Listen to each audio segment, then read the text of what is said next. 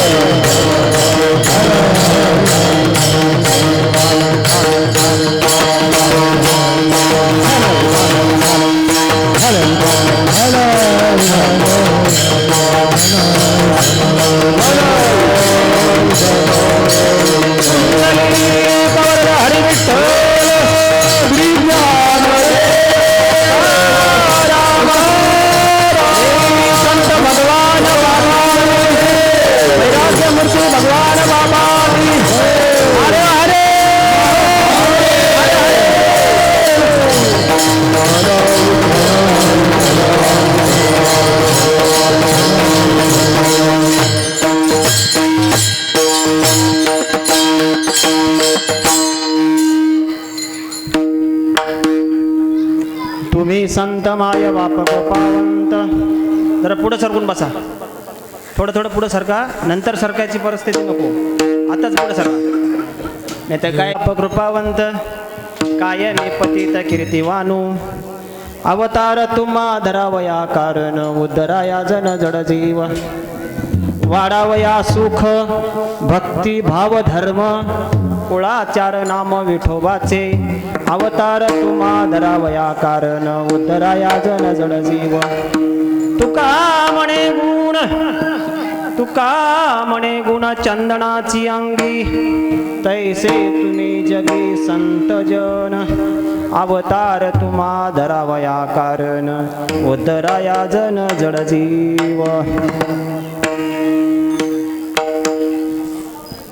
Hello hello hello hello hello hello hello ही अंगी तैसे तुम्ही जगी संत जन. विठ्ठल विठ्ठल जय जय विठोबार कुमार. हल विठ्ठल विठ्ठल हल विठ्ठल कुंडलिक हरी विठ्ठल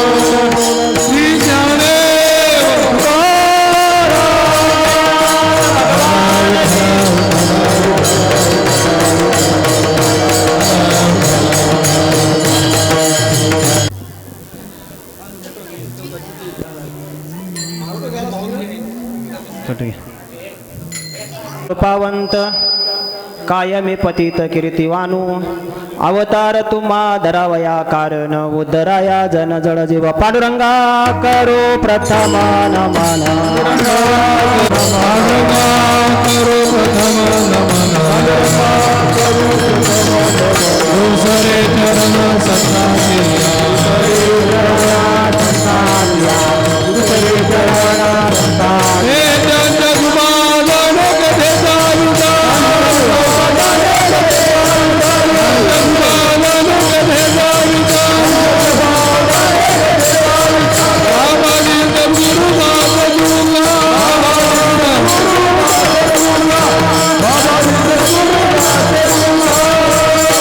दुसरे चरण संतांची या त्यांच्या कृपादाने कथेचा विस्तारू. बाबाजी सद्गुरु दास तुका शरण शरण हनुमंता. तुझ आलो रामदूता काय भक्तीच्या वाटा मज दावा व्यास वाटा. किंवा तुम्ही विश्वनाथ दिनरंक मी अनाथ कृपा कराल ते थोडी पाया पडिलो वराडी. प्रस्तुत प्राप्त सेवेसाठी निवडला अभंग जगद्गुरु तुकोबार यांचा 4 चरणांचा सर्वांच्या पाठातला परिचयाचा नवे नवे कानपाठ असणारा तरी अभंग आपल्या सर्वांच्या परिचयातला अभंग आहे. अभंग तुकोबारायाचा आहे. संतांचं तोंड भरून वर्णन करणारा अभंग आपल्या समोर चिंतनासाठी आज मांडण्याला घेतलेला आहे. अभंगात चिंतन मांडण्यापूर्वी अभंगाच्या विश्लेषणाच्या सरळ अर्थ भावार्थामध्ये जात असतावेळेस आपण लक्ष देऊन जर बघितलं तर तुकोबाराया अभंगामध्ये संतांचं तोंड भरून वर्णन करतात. नंबर 1 पहिल्या चरणामध्ये वर्णन करतात की तुम्ही संत माय बाप कृपावंत. किती वर्णन करतात? संत माय बाप आणि कृपावंत. आणि परत तुकोबाराया काय मी पतित कीर्तिवानू. मग अभंगामध्ये तुकोबाराया संत आहेत आणि संतांचंच तोंड भरून वर्णन करतात. मग करतात ते तुकाराम महाराज आपल्याला माहीत, कारण अभंगामध्ये तुका म्हणे गुणचंदनाची अंगी. पण कोण्या संतांचं वर्णन करतात हे मात्र आपल्याला शोधायचं आहे. नंबर 2 अवतार तुम्हा धरावया कारण उद्धराया जन जड जीव. मग अवताराला येण्याचं कारण ज्या जडा जीवांचा तुम्हा आम्हा सर्वसामान्यांचा उद्धार करायचा आहे अशा संतांचं वर्णन तुकोबाराया अभंगात दुसऱ्या चरणात करतात. म्हणजे पहिल्या चरणामध्ये वर्णन करतात, दुसऱ्या चरणामध्ये अवताराला येण्याचं कारण सांगतात, तिसऱ्या चरणामध्ये कार्य सांगतात. काय कार्य सांगतात? तिसऱ्या चरणामध्ये सुख म्हणजे वाढवायचं आहे, सुख, भक्ती, भाव आणि धर्म. वाढावया सुख, भक्ती, भाव, धर्म. आणि परत काय म्हणतात? कुळाचार नाम विठोबाचे. मग आम्ही संतांचं कुळ कोणतं? तर विठोबाच. मग त्या नामाचा, विठोबाच्या नामाचा आम्हाला या ठिकाणी वाढवायचा आहे, त्याची भक्ती करायची आहे, अभंगामध्ये सांगतात. त्यानंतर शेवटच्या चरणामध्ये सांगतात हे जे संत आहेत त्या संतांचे गुण कसे आहेत. तर तुका म्हणे गुण चंदनाची अंगी, तैसे तुम्ही जगी संत जन. मग आपला सर्वसामान्याला प्रश्न पडला असेल की तुकाराम महाराज जर या अभंगामध्ये तुकाराम महाराज म्हणत असतील की चंदनाची उपमा देऊन जर संतांची तुलना करीत असतील तर चंदन सुद्धा एका ठिकाणी अवगुण प्राप्त करतो. चंदन सुद्धा एका ठिकाणी अवगुण प्राप्त करतो. चंदनामध्ये 6 प्रकारचे गुण चांगले आहेत आणि 7व्या प्रकारचा एक अवगुण आहे. ते गुण कोणता? म्हणजे चंदन सापाला आपल्याशी वेठाळून नसतो. सापाला म्हणजे कोणाला? दुःखाला. दुःखाला म्हणजे कोणाला? आपला अंत करणाराला. म्हणजे विषाला सुद्धा चंदन काय करतो? आपल्याशी कवटाळून राहतो. हा चंदनामध्ये अवगुण आहे. पण तुकोबाराया या ठिकाणी चंदनाची उपमा देत असताना अवगुणाचा भाग कधीही या स्वरूपामध्ये अपेक्षितरित्या घेतलेला नाही. नाहीतर प्रत्येकाने काय करायचं असतं, आपण टीव्हीवर सगळ्याच मालिका बघायच्या, पण मालिका कोणत्या बघायच्या हे आपण ठरवलं पाहिजे. टीव्हीचा दोष नाही.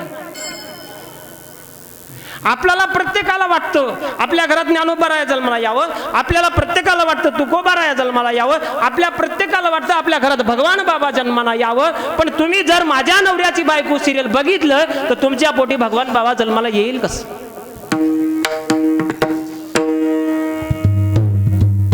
म्हणून अभंगाचा सरळ सरळ भावार्थ पाहिला असताना अभंगामध्ये 4 प्रकारचे विश्लेषण केलेलं आहे.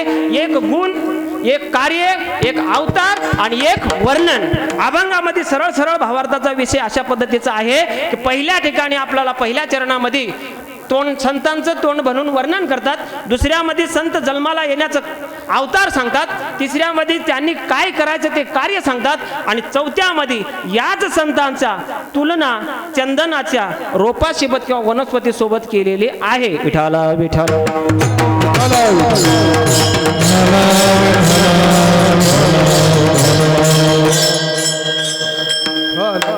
आपल्याला निरूपणापूर्वी जाण्याच्या परिहार देणं औचित्य आहे आणि त्या निमित्तानं गेली किती वर्ष झालं त्याला? 18 वर्ष 18 वर्ष चालू आहे. म्हणजे 1.5 तप झाला आपलं समजा. असे या छोट्याशा गावामध्ये मोजे नावंद्याची वाडी, तालुका कंधार, जिल्हा नांदेड, अखंड हरिनाम सप्ताह नाम यज्ञ. आणि या यज्ञाची उभारणा खऱ्या अर्थानं उजळले भाग्य आता अवघी चिंता वारली असंच म्हणावं लागेल. आमचे विश्वनाथ बाबा हिबटकर, खऱ्या अर्थानं बाबा मी चुकला असेल पण तुम्ही चुकला ना. दिलेला शब्द 2016चा आज तुमच्या समोर तुम्ही पूर्ण केला. काही वेळेस आम्ही दिंडीमध्ये चालत असते वेळेस बाबांची आमची गाठभेट व्हायची. बाबांना कधी कीर्तन ऐकले माझे, मी बाबाचे ऐकले. आणि त्या निमित्तानं आलेला संपर्क, वारलेली जवळीकता आणि आज योगायोग या ठिकाणी तुमच्या समोर गुरु शिष्यच म्हणावं लागेल. आणि विशेष म्हणजे गेली 18 वर्षापासून चालत आलेला सप्ताह त्यांच्याच हातावर उभा राहून आजही अखंडपणे त्यांच्याच हातावर चालतंय म्हणजे हे विशेष आहे. असे गुरुवर्य विश्वनाथ बाबा यांना बी या ठिकाणी द्यावे तेवढे धन्यवाद. तसंच दुसरे आमचे परिचय आहे पण नाव माहिती नाही बाबा. संभाजी महाराज. हां नाही परिचय आहे, आपण भेटलो होतो. सुंदर असं गायन आणि सर्व टाळकरी आमचे बाबा आहेत. पेटोडस कुठे गेले? गंगाधर महाराज नामदेव महाराज कुठे गेले? असं मागे लपत जाऊ नये. नामदेव महाराज पेटोडस गंगाधर हा मामा पाटीची पाहिजे चोपदार मी म्हणून त्यांनाच घ्या.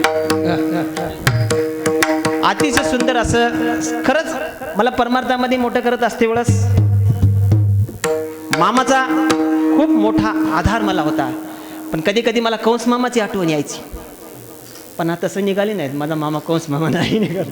खरंच परमार्थामध्ये 4 वर्षे मला मोठं करण्यासाठी मामानं सहकार्य करत करत दिंडीची पूर्ण जबाबदारी माझ्या घेऊन कीर्तनापासून प्रवचनापासून टोटल दिंडीची जबाबदारी घ्यायची.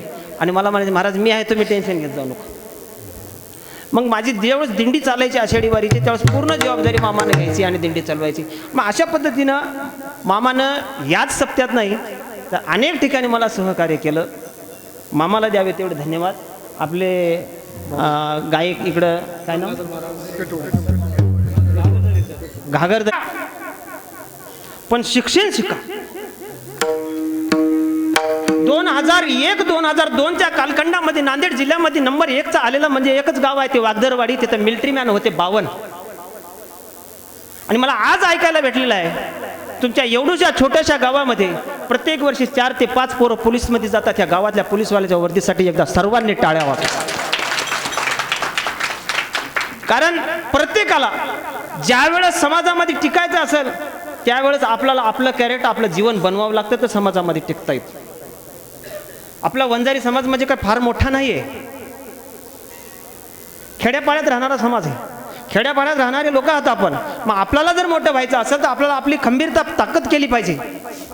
आणि या ठिकाणी छोटे छोटे मुलं ज्यावेळेस परमार्थाला उभा राहतात आणि परमार्थ त्याच्या अंगामध्ये रुजवून घेतात. खऱ्या अर्थानं कुळी कन्यापुत्र होती जे सात्विक तयाचा हरिक वाठे देवा. खरं यांच्या मायबापाला धन्यता दिली पाहिजे. नाही तर आजकाल प्रत्येक पोराला मोबाईल द्यालेत आणि वेगळंच काहीतरी क्रिकेटच्या ह्याच्या त्याच्या नादात घुसवालेत पण परमार्थाकडे यायला तयार नाहीत. आणि ह्याचंच उदाहरण म्हणून आपल्या जवळ असलेल्या अहमदपूर तालुक्यामधली घटना सगळ्यांना माहिती असेल. तुम्ही फोनला बघितली असेल यूट्यूबला बघितली असेल. तशा अनेक प्रकारच्या घटना घडाल्यात आणि त्या घटनेमध्ये संस्कृती नाव विलयाला चाललेली आहे. आणि या संस्कृतीला विलयाला जाऊ लागल्या. आताच नाही तर त्या काळामध्ये भगवान बाबाला हेच संस्कृती टिकवायची म्हणून अवतार कार्य घेतलं होतं. आणि भगवान बाबांना अवतार कार्य घेतलं आणि तेच अवतार कार्य आजपर्यंत आपण भगवान बाबाच्या नंतर सुद्धा काय करतो चालवत असतो. हे चालत असते वेळेस विषय असा की या ठिकाणी असणाऱ्या सर्वांना द्यावे तेवढे धन्यवाद. आणि आमच्यासमोर सर्व श्रोती मंडळी असतील, महिला मंडळ, पुरुष मंडळ असतील, सर्वांनी अतिशय सुंदर अशी या ठिकाणी असलेले सर्व मंडळी श्रोते मंडळी. खऱ्या अर्थानं अशी श्रोते मंडळी आम्हाला मुंबई भागात बघायला भेटत नाहीत. खेडेगावात यावं लागते बाबा. आमचं काहीतरी दुर्दैव आहे त्या मुंबई भागामध्ये. याच्यापेक्षा मोठे कार्यक्रम होतील. काही ठिकाणी सप्ताह मंडपामध्ये बसायला जागा या ठिकाणी आपल्या धर्म मंडपामध्ये बसून आलेले आहेत. आणि सगळ्यांना द्यावे तेवढे धन्यवाद. आपला वेळ वाया घालायला नको. आपल्याकडं आज 2 तासामध्ये 2 विभाग आहेत. एक म्हणजे अभंगाचं चिंतन, दुसरं म्हणजे भगवान बाबाचं चरित्र. मला ज्यांच्या मार्फत फोन आला होता ते केंद्रीय आपले शिल्पकार काय नाव आहे त्याचं ते आणि आपले संभाजीराव केंद्रीय यांनी सांगितले महाराज भगवान बाबाचं चरित्रासाठी गुलालाचं कीर्तन आणि ते कीर्तन तुम्हाला द्यायचं आहे. आम्ही असं ऐकून आहे की तुम्ही महाराष्ट्र फिरत असते वेळेस भगवान बाबाचं चरित्र सांगतात आणि ते चरित्र आम्हाला ऐकायची इच्छा आहे आणि ते चरित्र सांगण्यासाठी तुम्हाला कीर्तन द्यायचं आहे. मी म्हणलं किती तारीख आहे? 4 तारीख आहे म्हणल्याच्या नंतर मी म्हणलं 4 तारखेला आहे पण संध्याकाळी नाही म्हणले गुलालाचं सकाळी कीर्तन ठेवायचं चालेल. कारण योगायोग 18ला सुद्धा या ठिकाणी 19ला का 18ला मला एकदा फोन आला होता की महाराज तुम्ही सप्त्यासाठी 8 दिवस आमच्या कीर्तनाला सप्त्यामध्ये राहचाल काय? कोणीतरी फोन केला होता मला आठवत नाही. पण मला सप्त्यात राहणं शक्य नाही आहे. कारण जानेवारी फेब्रुवारी मार्च हे 2-3 महिने माझ्याकडं रिकाम्या तारखा नसतात. पण एखाद्या कीर्तनासाठी कधीतरी येऊन सेवा स्वीकारेल. पण तोच योग आज या ठिकाणी मला आलेला आहे. असो प्रस्तावना वाढवण्यापेक्षा अभंगामध्ये शिरला असताना अभंगाचं चिंतन मांडीत असताना अभंगामध्ये तुकोबा राया वर्णन करतात, ज्या संतांचं करतात ते माझ्या बुद्धीप्रमाणे, वारकऱ्याच्या युक्तीप्रमाणे, विचाराप्रमाणे घेतलं तर तुकोबाराया ज्याचं वर्णन करतात ते म्हणजे ज्ञानोबाराया आणि दुसरे माझे भगवान बाबा. तुम्ही संत माये बाप कृपावंत कायमी पतित कीर्तिवानू, अवतार तुम्हा धरावया कारण उद्धराया जन जड जीव. आता जडा जीवांचा उद्धार करण्यासाठी ज्ञानोबाच्या मुखातून वेद बोलवला. आपल्याला हरिपाठ पाठ होईना झाले. मला सांगा, काही माणसाला हरिपाठ पाठ करायचा म्हणजे काही जणाला पुढचा हरिपाठ येतो, मागचा येत नाही. काही जणाला मागचा येतो, पुढचा येत नाही. ज्याला दोन्ही येते ते म्हणते मला काम आहे. मग ज्या वेळेस ज्ञानोबारायाच्या हातानं, ज्ञानोबारायाच्या स्पर्शानं, ज्ञानोबारायाच्या दृष्टीनं जर रेडा ऋग्वेद बोलू शकतो, तर ज्ञानोबाराया या जड जीवांचा उद्धार करायला जन्माला आले तर कशाला आली? दुसरा भाग भगवान बाबाचा सांगतो तुम्हाला. चरित्रात पण आपल्याला बघायचंच आहे.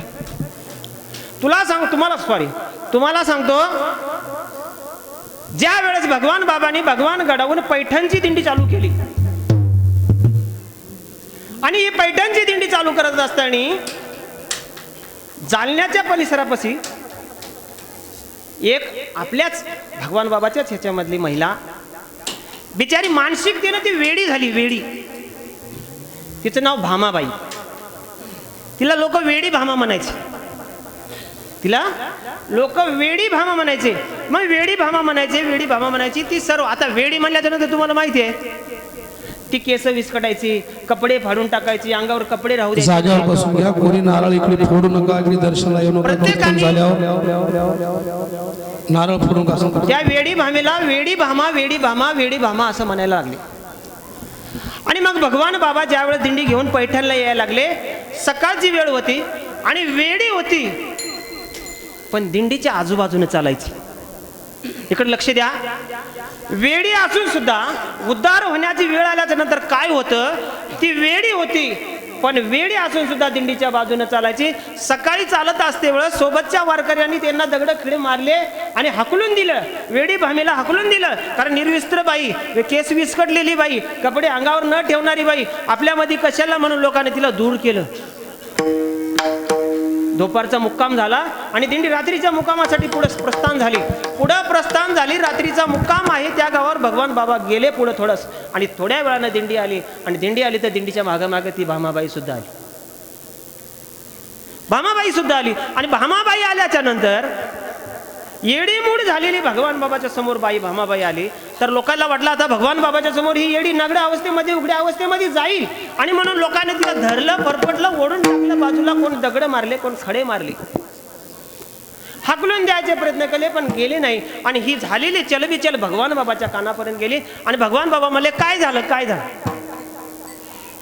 म्हणल्यानंतर 4 जण मावले म्हणले बाबा, आणि अशी भामा नावाची एक येडी आहे आणि ती येडी आपल्या या ठिकाणी त्रास देते. मग बाबांना बोलले, येडी त्रास नाही देणार तर ती काय कीर्तन करणार आहे का? अरे येडी आहे म्हणून तिला हाकलून द्याल, ती वनात जाईल, काय खाईल, कशी राहील, राहू द्या आपल्या आश्रयाला. मग ठेवायची कुठे? त्यावेळेस भगवान बाबाच्या काळामध्ये एवढी श्रीमंती नव्हती. आता तुमचं भाग्य आहे आणि तुमच्यामुळे आमचं भाग्य आहे की आपल्याला कमीत कमी सहकार्य तरी करायला. त्यावेळेस लोक सहकार्य सुद्धा करत नव्हते. कन्या घुगऱ्या शिजवायच्या आणि त्या शिजवलेल्या कन्या घुगऱ्या खाऊन परमार्थ चालवायचा. आणि याच्यामध्ये तिथं मधुकरी मागल्यासारखी सगळी अवस्था तयार करून तो दिवशी परमार्थ चालत होता. आणि ते खाणाऱ्या सगळ्या लोकांमध्ये भामाबाई खायसाठी यायची.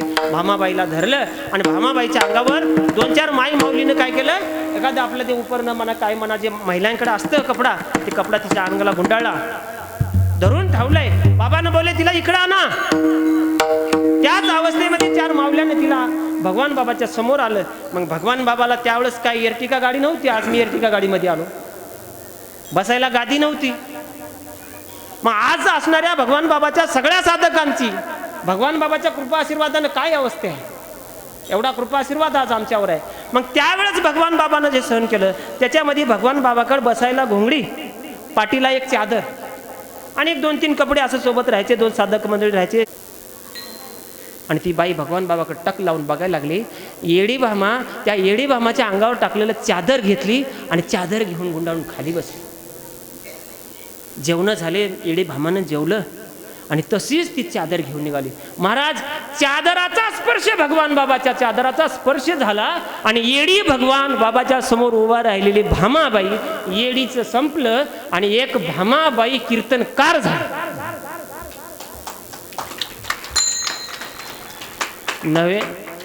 नवे पैठणच्या दिंडीमध्ये अशा अनेक दिंड्यानंतर प्रस्थापित झाल्या आणि एकत्र दिंडीचा सोहळा चालायला लागला. त्या सोहळ्यामध्ये या भामाबाई नावाच्या महाराजांची एक दिंडी सुद्धा भगवान बाबाच्या दिंडीमध्ये यायला लागली. मग हे जड मुळाचा उद्धार नाही तर उद्धार कोणाचा आहे? म्हणून अभंग तुकोबारायाचा भगवान बाबाशी एकसंग आहे. तुकोबाराया भगवान बाबाचं तोंड भरून वर्णन करतो. मग वास्तविक पदा तुकोबाराया भगवान बाबाचं वर्णन करतात, ज्ञानोबारायाचं वर्णन करतात, आधी संतांचं वर्णन करतात. आपल्या बुद्धीच्या प्रमाणे तुकोबाराया वर्णन करणारे भगवान बाबांचं वर्णन करतात. वर्णन करणारे संत आहेत, ज्यांचं करतात ते संत आहेत. वर्णन करावं, कोणी कोणाचं करावं वर्णन? वर्णन करताना वर्णन करणारा आणि ज्याचं करायचंय ते दोन्ही त्या पात्रतेचे पाहिजे. नाहीतर दारू पिदाड्या माणसानं आणि एखाद्या महात्म्याचं किंवा दारू पिदाड्या माणसाने एखाद्या महान योद्ध्याचं वर्णन करावं नाही महाराज. त्याला ती पात्रता लागते आणि मग अशा पात्रतेमध्ये वर्णन करावं लागतं. वर्णन करावं कुणाचं? सहज सांगून जातो मी. कोणी म्हणताल काय सांगून चालले महाराज? वर्णन करावं भगवान बाबांचं, वर्णन करावं छत्रपती शिवाजी महाराजांचं, वर्णन करावं तानाजी मालुसरे यांचं, वर्णन करावं माझ्या गोपीनाथरावजी मुंडे साहेबांचं. अहो, 5वीला पुजलेलं संघर्ष घेऊन जीवन जगले आणि गोपीनाथराव मुंडे साहेबांनी आयुष्यभर संघर्षामधून आपलं समाजाची सेवा केली. मग अशा पद्धतीमध्ये करत असते वेळेस सहन केला. मुंडे साहेबांनी संघर्ष केला, शिवाजी महाराजांनी संघर्ष केला. दुसरी बोलू नका, त्यांना वाटायचे ते वाटू द्या. तुम्हाला सांगतो, विठाल विठाल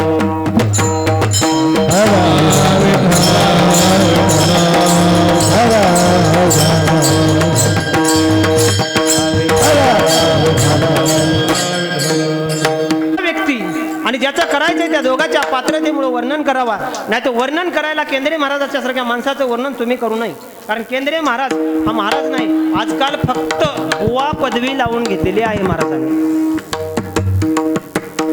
तुम्हाला सांगतो, ह्या महाराष्ट्रामध्ये चालत असलेल्या वारकरी संप्रदायामध्ये तुम्हाला विश्वनाथ बाबासारखे जुने माणसं ज्यांनी वारकरी संप्रदायाचा धुरा खांद्यावर घेतला ते फार कमी झाले, फार कमी झालेत. आणि आमच्यासारखी माणसं वाढले. आणि महाराज तुम्हाला मठ बांधता आला नाही, आम्ही मठ बांधले. आता एकमेव कारण आहे की आम्ही पुढच्या लोकांची नाडी ओळखली. आज मुंबईमध्ये सगळ्यात मोठे 30-40 हजार रुपये पैसे घेऊन कीर्तन करायला लागलेले कीर्तनकार आणि विश्वनाथ बाबा दोघाला समोर समोर बसवायचं आणि दोघांच्या ज्ञानाची तुलना करायची. आज 50,000 ज्याला देणारे आहेत त्या माणसाला जर या माणसाचं कीर्तन ठेवा म्हणजे ठेवणार नाही. का? कारण ते समजायला तयार नाही. आणि मग त्याचाच फायदा घेऊन आम्ही ह्या परिसरामध्ये कीर्तन करायला लागलो आणि आम्ही मठ्या बांधायला लागलो. पण माई सांगणाऱ्या माणसानं, जगाला माय सांगणाऱ्या माणसानं स्वतःची माय सांभाळली पाहिजे की नाही? का माय सांगायची 40,000 रुपये घेऊन जायचं? मग असं करण्यापेक्षा ज्या कीर्तनकारानं भगवान बाबांचं चरित्र सांगायचं, कमीत कमी या ठिकाणी तरी भगवान बाबाच्या चरित्रा व्यतिरिक्त किंवा भगवान बाबाच्या चरित्राच्या संबंधाव्यतिरिक्त काही बोलणं उचित नाही. कारण भक्ती ज्ञान वैरागी व्यतिरिक्त गोष्टी न करावे. या ठिकाणी गादीची काही मर्यादा आहे आणि या ठिकाणी मर्यादा राखू. वास्तविक आता वेळ आपला या ठिकाणी गुलाल उधळण्याचा जो टाइम असतो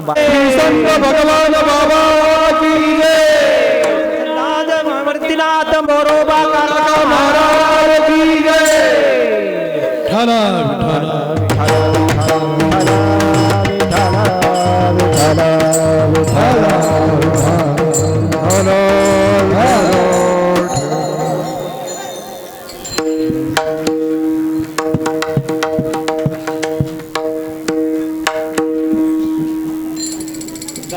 बसा आता. प्रत्येकाने बसून घ्या.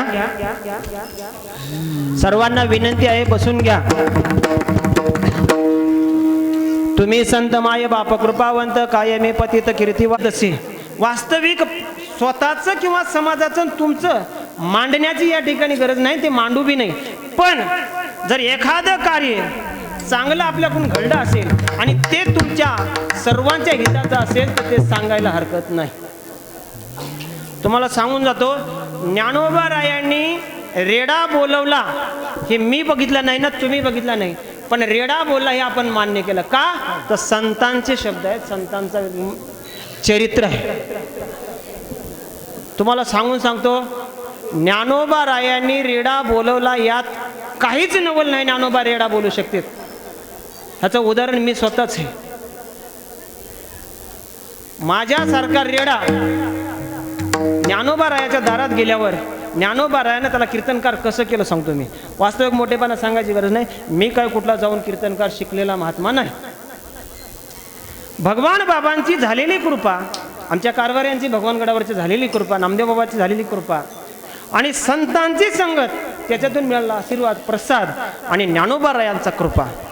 आपना सारखे करीती तात्काळ, आपना सारखे करीती तात्काळ, आपना सारखे करीती तात्काळ, आपना सारखे करीती तात्काळ.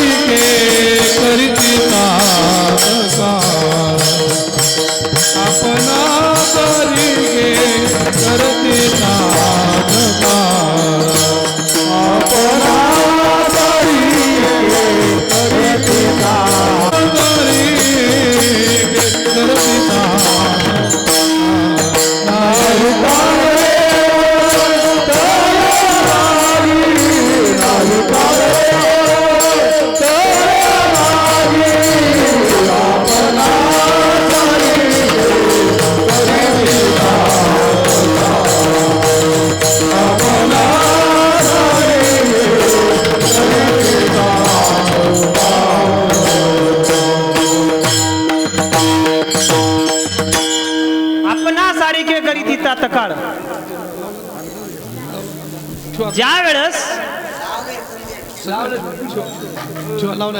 2013ला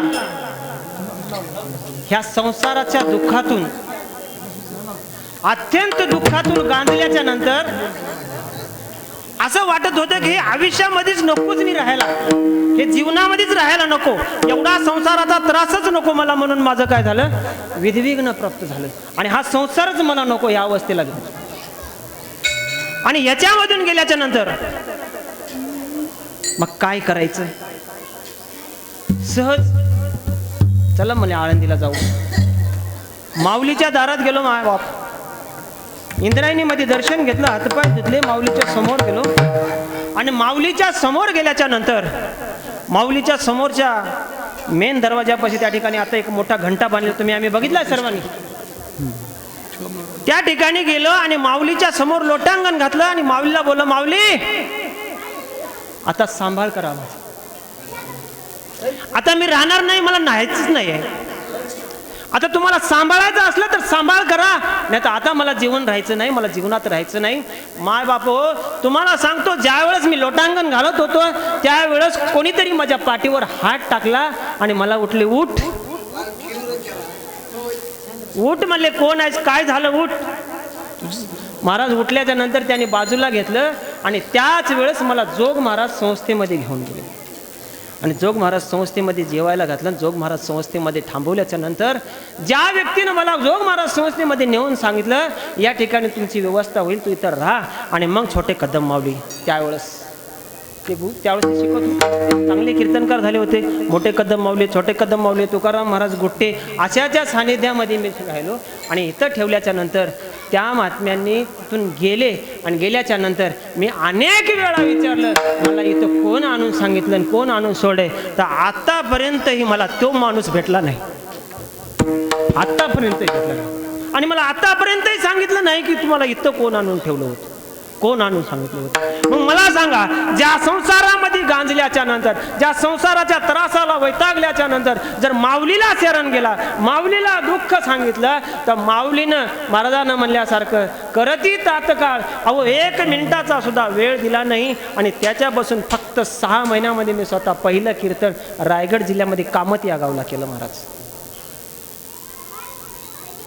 महाराज सोपी परमार्थाची धुरा नाहीये. मी अनुभवलेले गोष्ट सांगतो, अनुभव आले अंगात, ते या जगात येतात. तसे ज्या वेळेस आम्ही तिथून ढाकणे बाबाच्या संस्थेमध्ये जायचं, ढाकणे बाबाच्या संस्थेमध्ये गेल्याच्या नंतर मग मी वयानं मोठा होतो, सगळे पोरं बाबा बाबा बसा बसा म्हणायचे, मोठं मला काम करू द्यायचे नाही आणि मी कामं करायचे प्रयत्न करायचे, कामं होऊ द्यायचे नाहीत. पण एक वेळेस मला माझ्या अंतःकरणाला वाटलं की माझ्या ज्ञानोबारायानं मधुकरी मागून खाली, तीच मधुकरी मी मागून खाली तर माझ्यामध्ये काही पलट होईल, नाही तर माझ्यात पलट होणार नाही.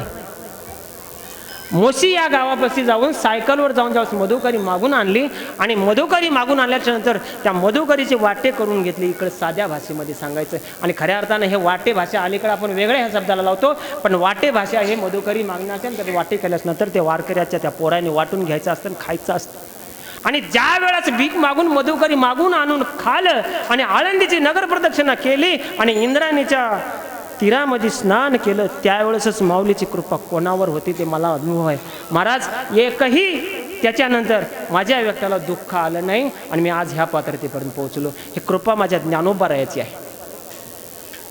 कालांतरानं काही दिवस झालं प्रकाश महाराज साठेसोबत मैत्री झाली आणि तुम्ही प्रकाश महाराज साठेसोबत एक प्रसंग आला, तुम्ही सगळ्यांनी बघितलेला ऐकलेला आहे. एका कीर्तनातून बोलत असते वेळेस, आता या ठिकाणी आम्हाला बोलता येत नाही, हसवता येत नाही, पण संध्याकाळचं कीर्तन असलं तर बोललं असतं, हसवलं असतं. पण त्यावेळेस सहज बोलता बोलता प्रकाश महाराज साठेच्या तोंडातून एक अपशब्द निघून गेले. आणि समाजामध्ये ज्या वेळेस एखादी गोष्ट कीर्तनामध्ये बोलत असते वेळेस, तुम्हाला नाही बोलणार बंधू, यूट्यूबवाल्यानं आमचे कीर्तन चोरले, अर्धे समाजात अर्धीच दाखवले ना, अर्धे चोरून घरला नेले, घर नेऊन लपून टाकले. मग त्यावेळेस ज्या वेळेस प्रकाश महाराजांनी जे वक्तव्य केलं होतं त्याच्यातलं अर्ध वक्तव्य यूट्यूबला टाकलं आणि मग समाजातून झोड झाला प्रकाश महाराजावर. तेव्हा आमच्याकडं भगवान गडावर आले, शास्त्रीजीनं, कारभारीनं, हनुमान शास्त्रीनं, मग आम्ही सर्वांना बसलो आणि ज्यावेळेस एकमेकाची चर्चा झाली त्यावेळेस बाबांनी काय म्हणावं, तू दुःखी होऊ नको, ज्या भगवान बाबाला स्वतःच्या शरीराचा एक पारड ह्या समाजानं तोडून टाकायला लावलाय, त्याच समाजामध्ये तू वावरतोस. काय बोलले, ज्या भगवान बाबाला या समाजांनी स्वतःच्या शरीराचा एक अवयव तोडायला भाग पाडलाय, त्याच समाजामध्ये तू वागतोस. अजिबात खचून जाऊ नको, तुला मोठं व्हायचंय. परीक्षा दे, समाजातली परीक्षा दे, ते व्यासपीठ समाजातलं आहे. आणि मग उभारी आली आणि मग मात्र पुन्हा काय झालं, 1-2 महिने कीर्तन बंद केले ते आणि करता करता पुढं काय झालं, आज प्रकाश महाराज साठेचं किती गाव. अशी कृपा पाहिजे महाराज, कोणीतरी साधू संतांची कृपा आशीर्वाद झाला पाहिजे. मी या गाडीवर उभं राहतो आणि कथा बोलत नाही, यूट्यूबमध्ये रेकॉर्डिंग होणार आहे. मग हे करत असते वेळेस, हे होत असते वेळेस माझ्यासारखा माणूस एखाद्या वेळेस कीर्तनकार बनतो, रेड्याच्या मुखातून वेद बोलवतो, मग भगवान बाबाच्या सहकार्यामध्ये जगाचं कल्याण होणार नाही का? ज्ञानोबारायाच्या सहकार्यामध्ये जगाचं कल्याण होणार नाही का? मग वास्तविक पाहता जर भगवान बाबाचा चरित्राचा विचार जर केला तर त्या काळामध्ये इसवी 1900 पूर्वी 1800च्या मध्ये कालखंडामध्ये बाहेरची राजवट आपल्या भारतावर होती आणि त्याच्यामध्ये असताना भगवान बाबाच्या जन्माच्या पूर्वी भगवान बाबांचं मूळ गाव म्हणजे वडलोपार्जित गाव हे अहिल्यानगर आताचा जिल्हा. या अहिल्यानगर जिल्ह्यात आई वडिलांचं गाव, कामानिमित्ताने आई वडील त्या ठिकाणातून म्हणजे आजी आजोबा सुपे सावरगाव या गावी प्रस्थान झाले आणि त्या ठिकाणी ते वास्तव्याला राहिले आणि मोठं करायला लागले. भगवान बाबाच्या आई वडिलांचं वय होत आलं आणि मोठे झाल्याच्या नंतर एक दिवस काय झालं, त्याच गावामध्ये श्रावण मासाचा महिना आणि श्रावण मासाच्याच महिन्याप्रमाणे आपल्या इकडे एक पोथी लावतात, रामायण लावतात, कोणी महाभारत लावतात, कोणी पांडव प्रताप लावतात, कोणी शूररामृत लावतात. तसं रामायण लावलं होतं आणि रामायणाची पोथी रोज ऐकायला जायची. कोण? कौतिका माता. कौतिका माता ती पोथी ऐकायला जायची आणि पोथी ऐकून यायची, घरी झोपायची, पोथी ऐकून यायची.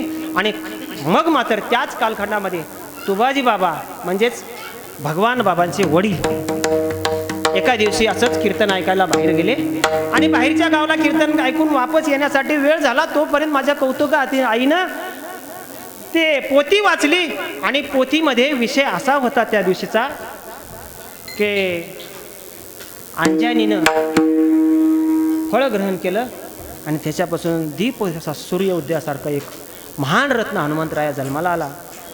अतिशय सुंदर अशी रामायणातली कथा ऐकली आणि कथा ऐकून आई साहेब पोथी झाल्याच्या नंतर साष्टांग नमस्कार केला, दंडवट केला, देवाला दर्शन घेतलं आणि देवाला विनंती की देवा माझ्याही पोटी असाच कोणीतरी एक पुत्र जन्माला दे, माझ्याही पोटी तुझाच एखादा अवतार जन्माला दे, असं म्हणून ती आली.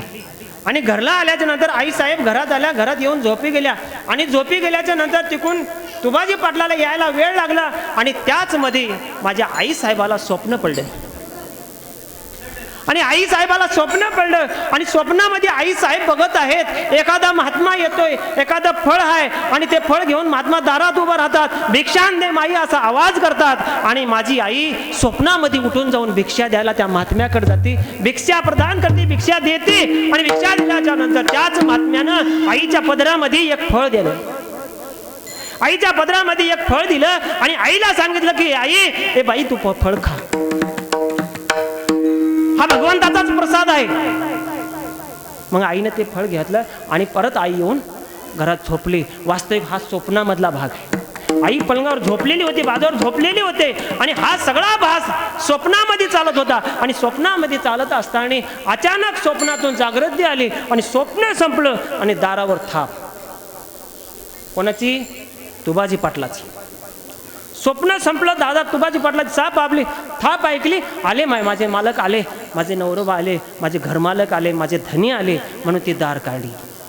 आणि दार काढल्याच्या नंतर काय ते हातात फळ. हातात कसं काय फळ आहे? दार तर काढलेलं आहे, पुढं आपला मालक आहे, मालक घरामध्ये आलेले आहे आणि मालकानं बघितले हातात फळ, गांगारल्याने होऊन गेली. काय बोलावं समजत नाही. मग मालकानेच विचारलं काय झालं, असे का करतेस, हे हातात काय फळ आहे? आणि मग हातात काय फळ आल्यानंतर मग तिने सांगितले का मला आता असं एक स्वप्न पडलंय आणि मला माहिती नाही कोण होते महात्मे, कुठले होते महात्मे, काय झालंय मला माहिती नाही, पण अक्षरशः स्वप्नातून जागृतीमध्ये आले तर आल्या आल्या माझ्या हातामध्ये एक फळ आलेलं आहे. मग काय स्वप्नामध्ये म्हणले महात्म्यानं? काय नाही म्हणले, हे एक फळ खाय आणि तुझ्या पुढे एक काय देवा स्वरूपे देव मुलाच्या स्वरूपामध्ये अवतार घेणार आहे. मग म्हणले दिलंय तर खाऊन टाक, दिलेच तर खाऊन टाक, असं म्हणल्याच्या नंतर काय झालं, ते फळ होते का आईनं खाऊन टाकलं. आणि मग महाराज काही दिवस गेले आणि मग मास संपत व्हाले. मग 1 मास 2 मास 3 मास असे मास व्हायला लागले आणि होतं काय झालं, एक दिवस आई गरोदर राहिली, ते 4-5 महिने होऊन गेले आणि मग आईला डोहाळे लागले. जसे आपल्याला डोहाळे लागते तसे नाही, आपल्याला ढवाळे आस लागलेली इथं सांगता येत नाहीत, पण माझ्या कौतुकाला जे ढवाळे लागले ते इथं सांगता येते. भगवान बाबाचा गर्भ पोटामध्ये आहे आणि आईला डोहाळे लागलेत. आईला डोहाळे लागल्याच्या नंतर आपल्याच पतीला सांगते आज मला असं व्हायला लागले. काय व्हायला लागलंय? मला आज असं व्हायला लागलंय की मी कीर्तन करू काय, मी आज पोथी सांगू काय, मी आज प्रवचन करू काय. हे स्वतःला लागलेले डोहाळे लक्षणं गर्भातून यायला लागलेले आहे. आणि असं होतं असते वेळेस एक सोन्याचा दिवस उघडला महाराज. मला वाटतं 26 तारीख होती कालखंड नियमानं, 26 आणि जुलै महिना, जुलै महिना 26 जुलै 1896 या दिवशी आईला समजायला लागलं की आपण आता 1-2 दिवसामध्ये बाळांत होणार आहे. म्हणून आईनं सर्व कामं सोडले, बसलेली राहे, आराम घेत आहे. आणि मग 1 दिवस निघून गेला, 2 दिवस निघून गेला आणि 29 तारखेच्या आदल्या दिवशी म्हणजेच 28 तारीख आणि 29 तारीख आदल्या दिवशी 8 ते 10च्या वेळामध्ये भगवान बाबांच्या आईला म्हणजे कौतुका मातेला कळा यायला सुरुवात झाली, प्रस्थानाची वेळ आली आणि मग प्रस्तुत व्हायची वेळ आल्याच्या नंतर त्या काळामध्ये काही दवाखाने नव्हते. त्या काळामध्ये इंग्रजांची राजवट होती. त्या काळामध्ये बाहेरची राजवट होती आणि बाहेरच्या राजवटीमध्ये सरकारी दवाखाने फार कमी होते. मग काय करायचं त्यावेळेस, तर तुमच्या आमच्या मधल्याच एक दोन मायल्या, त्या मायल्या काय करायच्या, डिलेवरी म्हणजे बाळातपण करायच्या. तिला सुईन म्हणायचे, कोणी सुवासिनी म्हणायचे. मग काय करायचे, त्यांनी त्या बायाला गावातल्या बोलून घेतलं. आता याही गावात असत्याल नसत्याल मला माहीत नाही, पण प्रत्येक गावात अशा अनुभवी बाया आहेत. डॉक्टरला सुद्धा करता येणार नाही हे कार्य, पण त्या मावल्या करतात. मग अशा मावल्या बोलून घेतल्या, आईपाशी थांबवलंय आणि आईपाशी थांबवलं. रात्री 12 वाजले आणि 29 जुलै 1896 दिवस, पहाटेची वेळ. कळा यायला लागले, पोट दुखायला लागले आणि त्याच वेळेस 2-4 त्या डिलिव्हरी बाळातपण करणाऱ्या माऊली रूममध्ये आहेत, घरामध्ये आहेत, बाहेर चिंतेत बसलेले आहेत. कसं होईल, काय होईल, बाळातपण नीट होईल काय, बाळातीन आणि बाळ दोन्हीची व्यवस्था काय होईल, अशी त्या ठिकाणी बसलेले आहेत. तुबाजी पाटील बसलेले आहेत, गावातले काही असे तुमच्यासारखी थोर मंडळी बसलेली आहेत. आणि बघता बघता अचानकच सकाळची पहाटेची शुभमुहूर्ताची वेळ, दिवस आहे सोमवार, श्रावण मास आणि वेळ आहे 5. त्रिवेणी संगम, सोमवारचा दिवस, महिना श्रावणातला आणि वेळ पहाटेची. अचानक तुबाजी पाटलाच्या वाड्यामध्ये रात्री लावलेले दिवे, तेल संपल्यानंतर तर विजून थांबलेले दिवे अचानक तेलानं भरावं आणि ते दिवे कोणीही न लावता ऑटोमॅटिक 5 वाजता ते दिवे लागावं. हे भगवान बाबाच्या जन्माचा प्रकाश आहे महाराज. आणि त्यावेळेस आतमधून एक सुई यावं आणि सांगावं, एक मुलगा झाला तुबाजी पाटील, तुम्हाला बाळ झाला, मुलगा झाला, बाळ झाला, मुलगा झाला. आणि त्याचं रूप वर्णन करावं, काय गोंडस आहे, काय सुंदर आहे, काय अवतार कार्य आहे, अवतार स्वरूप पुरुष जन्माला आलाय तुमच्या पोटी म्हणून सांगावं. आणि ही बातमी जशी गोकुळामध्ये, जशी गवळण सांगे गवळणला पुत्र झाला यशोदेला, या पद्धतीनं त्या ठिकाणी सुपेश सावरगावामध्ये ही बातमी वाऱ्यासारखी झाली. आणि मग वाऱ्यासारखी झाल्यानंतर सगळे लोक यायला लागले, विचारपूस करायला लागले. आणि हे करता करता काय झालं, दिवस निघाला आणि आनंदाचं वातावरण त्या घरामध्ये बनलं. भगवान बाबाचा जन्म झाला आणि भगवान बाबांचा जन्म झाल्याच्या नंतर भगवान बाबा लहानाचे मोठे गोकुळात नांदल्यासारखं वाढायला लागले. आणि वाढता वाढता उपजताच ज्ञानी पुरुष हे जन्माला आल्याच्या नंतर भगवान बाबा मोठे व्हायला लागले. पण महाराज मोठे होता असते वेळेस आई बाबाचं कर्तव्य म्हणून तुबाजी पाटलांनी आणि कौतिका मातेने त्याला मोठं करत असते वेळेस 1-2 दिवस 4 दिवस झाले. 12व्या दिवशी बारसं केलं आणि बारशामध्ये नाव ठेवलं भगवान बाबाचं आबाजी. भगवान बाबांचं नाव आई वडिलांनी तुम्ही आम्ही ठेवलेलं नाव आबाजी तुबाजी सानप असं आहे. भगवान बाबाचं नाव काय आहे, आबाजी तुबाजी सानप असं आहे. कुळ वंजाऱ्याचं आहे आणि वंजाऱ्याच्या कुळामध्ये सानप आडनावाच्या कुळामध्ये भगवान बाबा जन्माला आले. कुळ एवढं साधं नाही माय, देव जन्माला येण्यासाठी, संत जन्माला येण्यासाठी पवित्र पवित्र ते कुळ पावन तो देश, पवित्र ते कुळ पावन तो देश, पवित्र ते कुळ पावन तो देश, पवित्र ते कुळ पावन तो देश, पवित्र ते कुळ पावन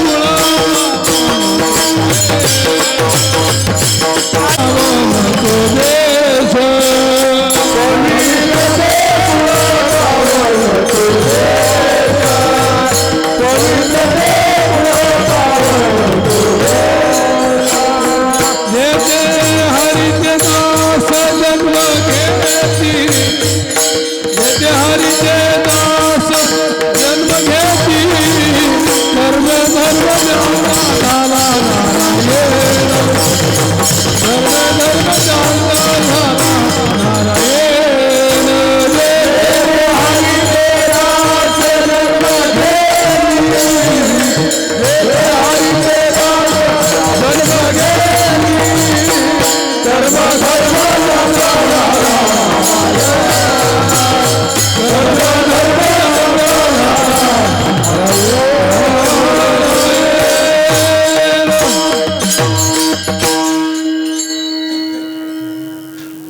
कुणाच्या बी कुशीमध्ये भगवान जन्माला येत नाहीत, संत जन्माला येत नाहीत, कुठल्याही भूमीमध्ये कल्पनाला येत नाहीत. पवित्र तो देश पावन ते कुळ ते हरीचे दास. म्हणजे हरीचे दास जन्माला येण्यासाठी कुळ पवित्र लागतं, देश पवित्र लागतं, पावन देश लागतो. आणि अशा कुळामध्ये भगवान बाबांना जन्म घेतला. आणि आजही आपलं कुळ जे सानप समाजाचं म्हणजे वंजारी समाजाचं जे कुळ आहे तुम्हाला सांगून जातो. तुम्हाला वाटत असेल तुमच्यापुरतं मर्यादित आहे. आज मुंबईसारख्या शहरामध्ये, पुण्यासारख्या शहरामध्ये आपल्या खेडेगावातून कामानिमित्ताने गेलेले आपले वंजारी बांधव आजही कोणाच्याही मध्ये जाऊन राहत असतील तरी आजही आपल्या महिलांनी आजही संस्कृती सोडलेली नाही. आजही आपल्या कुळातली एकही महिला मांस भक्षण करत नाही. आपल्या वंजारी कुळातली एकही महिला मांस भक्षण करत नाही. आणि इतक्या पवित्र कुळामध्ये मांस भक्षण करणारा मग त्यावेळेस आपल्या समाजांना एक शाप आहे. जर आपल्या महिलांनी मांस भक्षण केलं तर आपल्या कुळाचा वंश वाढणार नाही. आणि तुम्हाला सांगतो मी, कसंही वागा, तुम्ही भलं कितीही मोठे व्हा, शिक्षण शिका, कुठेही जा, पण संस्कृती मात्र सोडू नका. मायबापा, संस्कृती जर सोडलात तर आपला नाश झाल्याशिवाय राहणार नाही. आम्ही बऱ्याच वेळेस बघत असतो, विठ्ठल विठ्ठल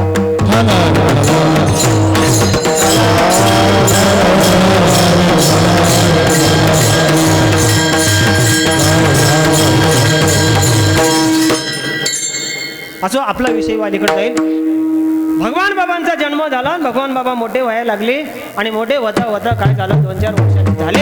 आणि त्या काळामध्ये कुठंतरी 4थी 5वी 6वी पर्यंत शाळा असायची. आणि भगवान बाबाला शाळेच्या शिकण्यासाठी पहिलीमध्ये घातलं. भगवान बाबाने करता करता करता 4थी पर्यंत शाळा गावामध्ये शिकले. आणि 5वीची शाळा शिकण्यासाठी भगवान बाबाच्या गावामध्ये व्यवस्था नसल्यामुळं आझोळामध्ये बाबाला ठेवलं आणि बाबाने 1 वर्ष आझोळामध्ये शिक्षण घेतलं. भगवान बाबाचं जेमतेम 5वी पर्यंत शिक्षण झालं. आणि 5वी पर्यंत शिक्षण झाल्याच्या नंतर भगवान बाबाचं शिक्षण पुढचं घेण्यासाठी त्या ठिकाणी व्यवस्था नाही गेल्याच्या नंतर शाळेतून मुलगा काढून घेतला. आणि मग काय झालं महाराज, भगवान बाबाच्या जीवनाला खरं वळण भेटून सुरुवात झालं.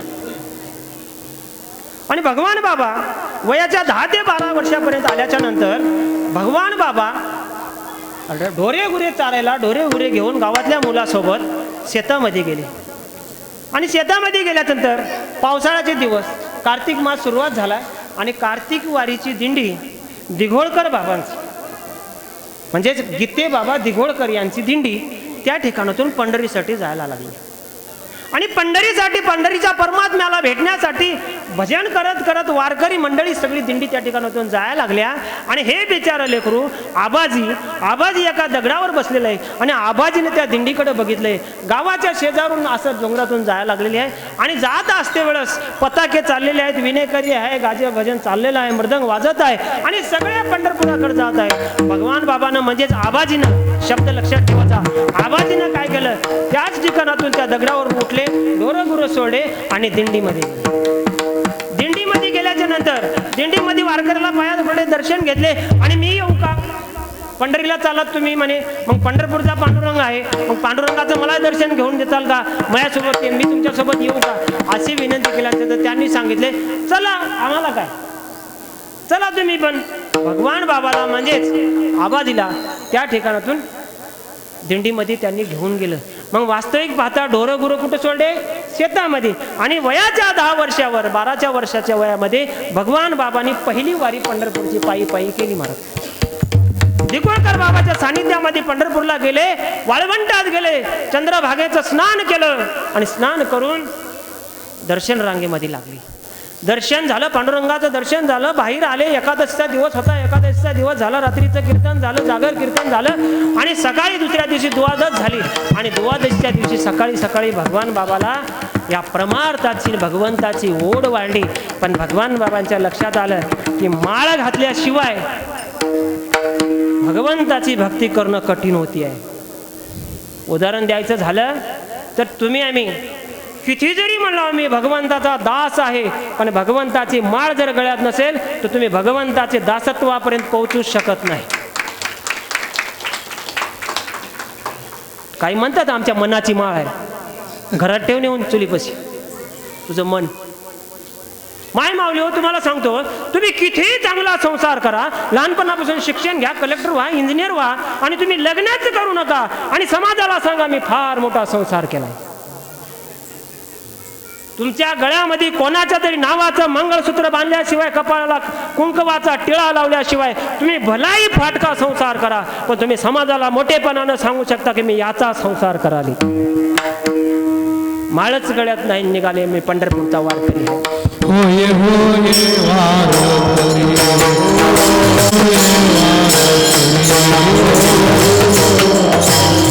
पाये पाये रे पंढरी, पाये पाये रे पंढरी, पाये पाये रे पंढरी, पाये पाये रे पंढरी, पाये पाये रे पंढरी. होय होय वारकरी, पाये पाये रे पंढरी, पाये पाये रे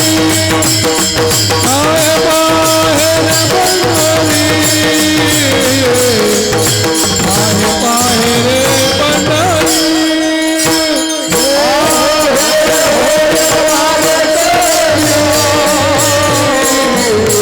पाये पाये रे पंढरी.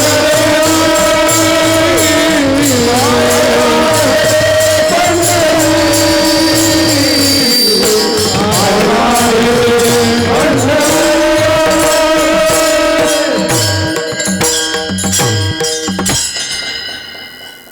आपला विषय येत होता माळ घालून भगवंताची भक्ती करावं, हा मनाला संकल्प झाला. आणि हाच संकल्प गीते बाबाला वाळवंट्यामध्ये भगवान बाबांनी सांगितलं. बाबा, गीते बाबाला हे आबा नावाचं पोरग बाबाला बोलते, बाबा माझ्याही गळ्यात माळ घाला हो, मलाही पंढरीचा वारकरी व्हायचंय, मी सुद्धा पुढच्या वेळेस असाच वारीला येत राहील, मी सुद्धा भगवंताचा दास बनेल, मी सुद्धा भगवंताची भक्ती करेल. आणि मग या आबाजी नावाच्या पोरानं त्या वाळवंटामध्ये गीते बाबा दिघोळकर यांच्या हातून माळ घातली. म्हणजेच भगवान बाबांचे पहिले गुरु जर वारकरी संप्रदायाचे कोण असतील तर गीते बाबा दिघोळकर. आणि गीते बाबाच्या हातून माळ घातली, आणि माळ घातल्याच्या नंतर द्वादशीचं जेवण झालं, द्वादशीचं कीर्तन झालं, सगळे लोक निघाले आणि आपापल्या, आता त्यावेळेसची आजची परिस्थिती ते जाते वेळेस सगळे एकत्र जातात, पण येते वेळेस आपापल्या परीने येतात. तसंच येते वेळेस प्रत्येक आपापल्या परीने याय निघालं. आणि त्याच वाळवंटामध्ये माझा आबाजी एकटाच राहिला. 10 ते 12 वर्षाचं लेकरू आबाजी पंढरपुरामध्ये एकटाच राहिलं. आता जायचं कुठं? बीड जिल्ह्यात. मग सुपे सावरगाव काय जवळ आहे पंढरपुराहून, कसं जायचं, काय करायचं? तेवढ्यात कोणीतरी एक वारकरी सुपे सावरगावच्या परिसरातला यावं. आणि काय झालं बाबा म्हणावं, त्या म्हणावं सगळे वारकरी होते, आता कोण नाही, आपले आपले निघून गेले, मला सुपे सावरगावला जायचंय. मग भगवान बाबाला म्हणजे तुबाजीला घेऊन त्या वारकऱ्यांनी सुपेरगाव सावरगावला यावं. आणि सुपे सावरगावला आल्याच्या नंतर ते वारकरी त्या पुढच्या गावाचा निघून जावं. आणि भगवान बाबा म्हणजे आबाजी, शब्द लक्ष ठेवत जा. आबाजी काय, मी भगवान बाबा म्हणलं तर तुम्ही काय समजायचं? आबाजी. मला सवय लागल्यासारखी भगवान बाबा शब्दाची काय झालं ते माझी मत झाली अनावरी वाचा, तसं झालंय मला सारखं भगवान बाबा. आम्ही गडावर पण सारखं भगवान बाबा म्हणत राहतो, त्याच्यामुळे सारखं भगवान गडावरच्या शब्दरचने पण म्हणा. मग काय झालं बाबा, काय झालं त्या सुपे सावरगावच्या, आणि मारुतीचं मंदिर प्रत्येक गावात जुनंच असते महाराज, पहिल्यापासून मारुतीचं मंदिर बसल्याशिवाय गाव बसत नाही. मग त्या काळामध्ये तिथेही मारुतीचं मंदिर, आणि मग तिथलं मारुतीचं जुनं मंदिर दगडाचं, वटा बांधलेलं, वर उघडं, पहिले वट्यावर मारुती बसायचे, आणि उघडं असलेलं मारुतीचं मंदिर, आणि वरून एक पत्र टाकलेलं, आणि पत्राखाली मारुती आणि वटा बांधलेला. मग त्या वट्यावर जाऊन काय केले, हे आबाजी बसले, आणि आबाजी वट्यावर बसलेले आहेत. आणि आबाजीला गावातल्या अशा बारक्या पोरायला बघ. आता महाराज बारक्या पोरायला, आता तुमचं नाही बोलणार, वार्ता 5 मिनिटात सांगायला गावानं भर करायला वेळ लागणार नाही. जसं एखाद्या सासूला सुनाची वार्ता अगं शेजारीला जाऊ जाऊ बोटं मोड मोड माझीनं लय वाटोळं केलं म्हणून सांगतील ते दिवसभरात गावभर होते. तसं हे 5 मिनिटात करतात. यांनी सगळ्या गावात वार्ता सांगितली, एवढं पोरग तुमचं पळून गेलेलं आलंय. काय बोलले? तुमचं पोरग पळून गेलेलं आलंय, मंदिरावर बसलंय. आता गावाने काही म्हणलं तर मायबाप ते मायबाप असतात महाराज. मायबाप आले आणि मग माईनं काय केलं, धरलं पटकानी मुका घेतला, छातीला लावलं, कंटाळून घेतलं, कवटाळून घेतलं आणि बाळा लेकरा कुठे गेलतात पावसाळ्याच्या दिवसामध्ये? अरे किती पावसाळ्याचा दिवस कठीण असतो आणि अशा दिवसामध्ये तू कुठे गेलास? पंढरपूरला गेलतो आई. काय म्हणलं? पंढरपूरला गेलतो आई. पंढरपूरला गेलतो मम्मी नाही म्हणलं, पंढरपूरला गेलतो आई म्हणलं. आणि दिघे बाबाच्या हातून हे बघ मी माळ घातली. काय केलं? मी दिघे बाबांच्या हातून मी माळ घातलेली आहे आणि माळ अशी काढली नाही. तुम्ही म्हणताल माळच नाही महाराजांना, अशी माळ काढली. ही माळ माझी नाही आहे. उमरेच्या एकनाथ महाराजांनी मला ज्यावेळेस माळ घातली ना त्यावेळेस मला सांगितलं, ही माळ आता तू सुद्धा काढून दाखव, माळ निघत्या का बघ म्हणली.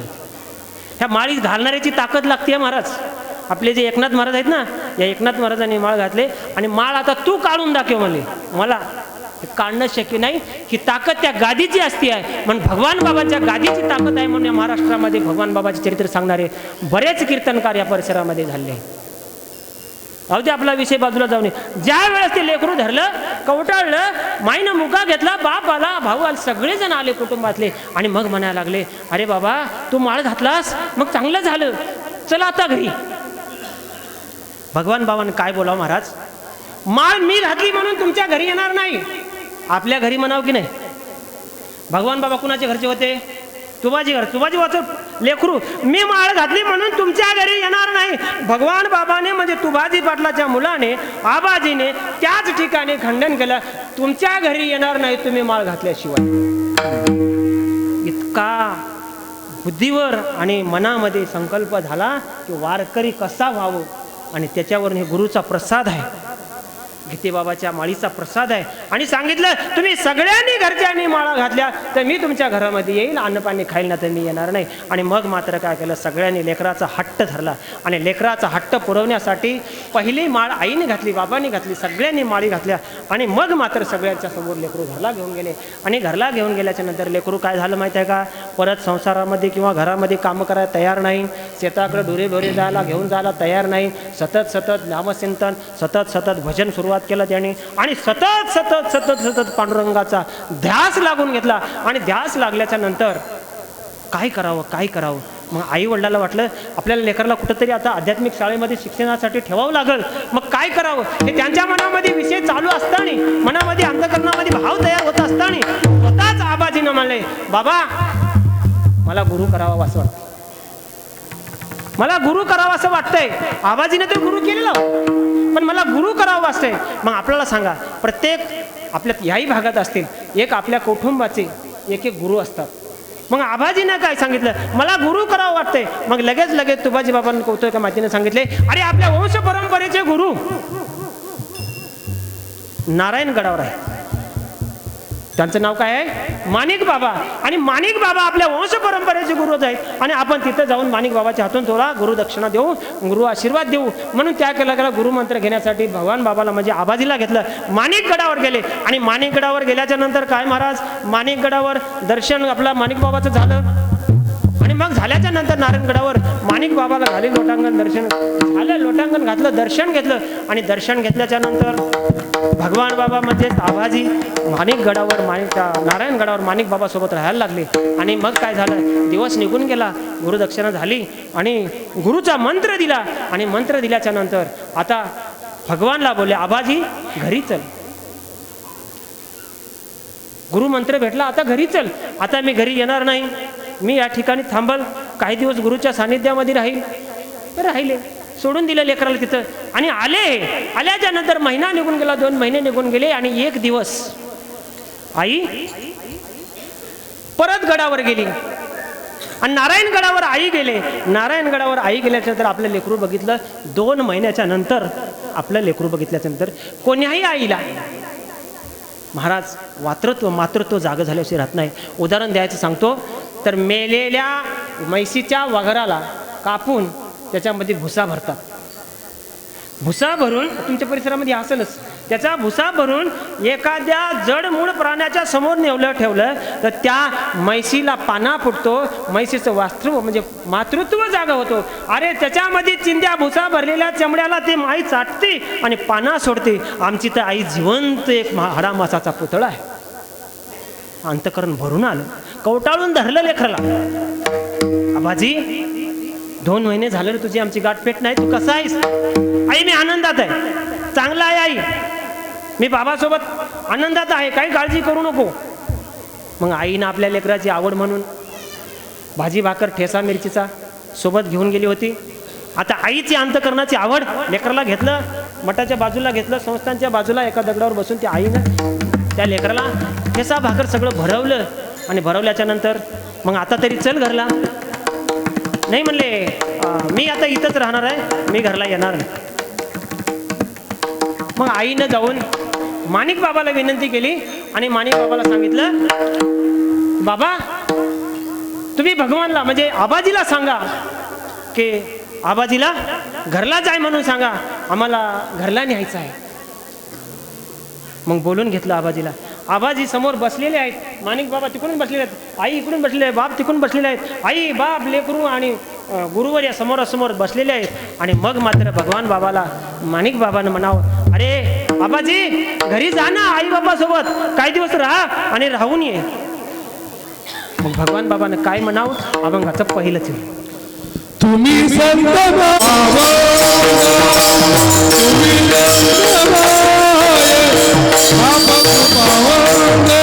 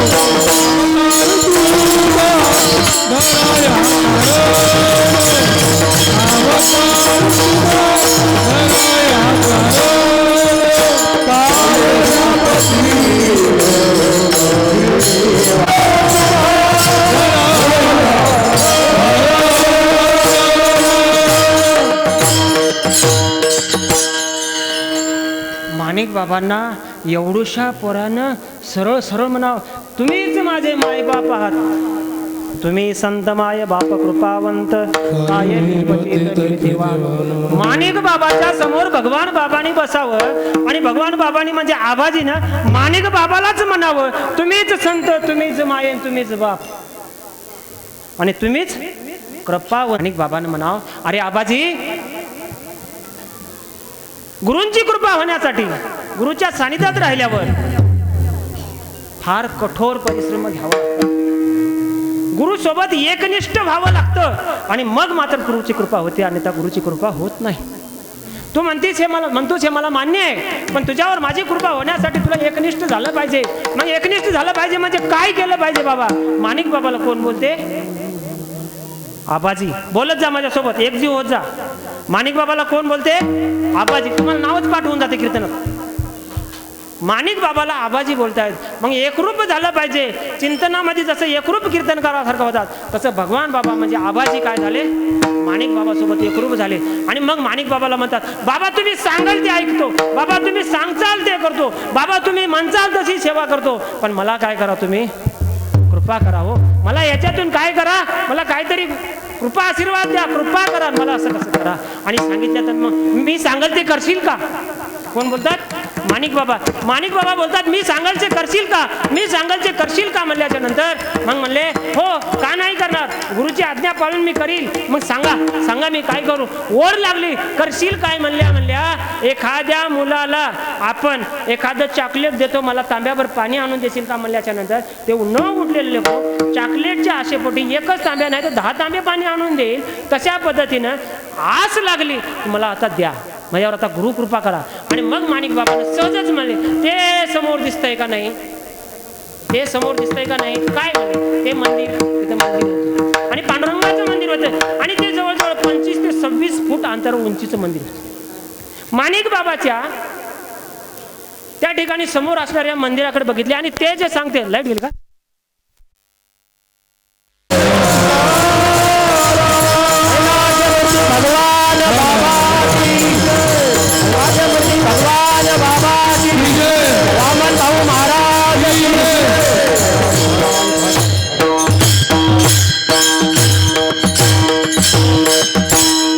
आपला 1 मिनिटापूर्वी विषय इथं होता की भगवान बाबा आबाजी आणि माणिक बाबा समोरासमोर बोलत आहेत आणि माणिक बाबांना दाखवलं ते जे सरळ सरळ शिखर दिसतंय.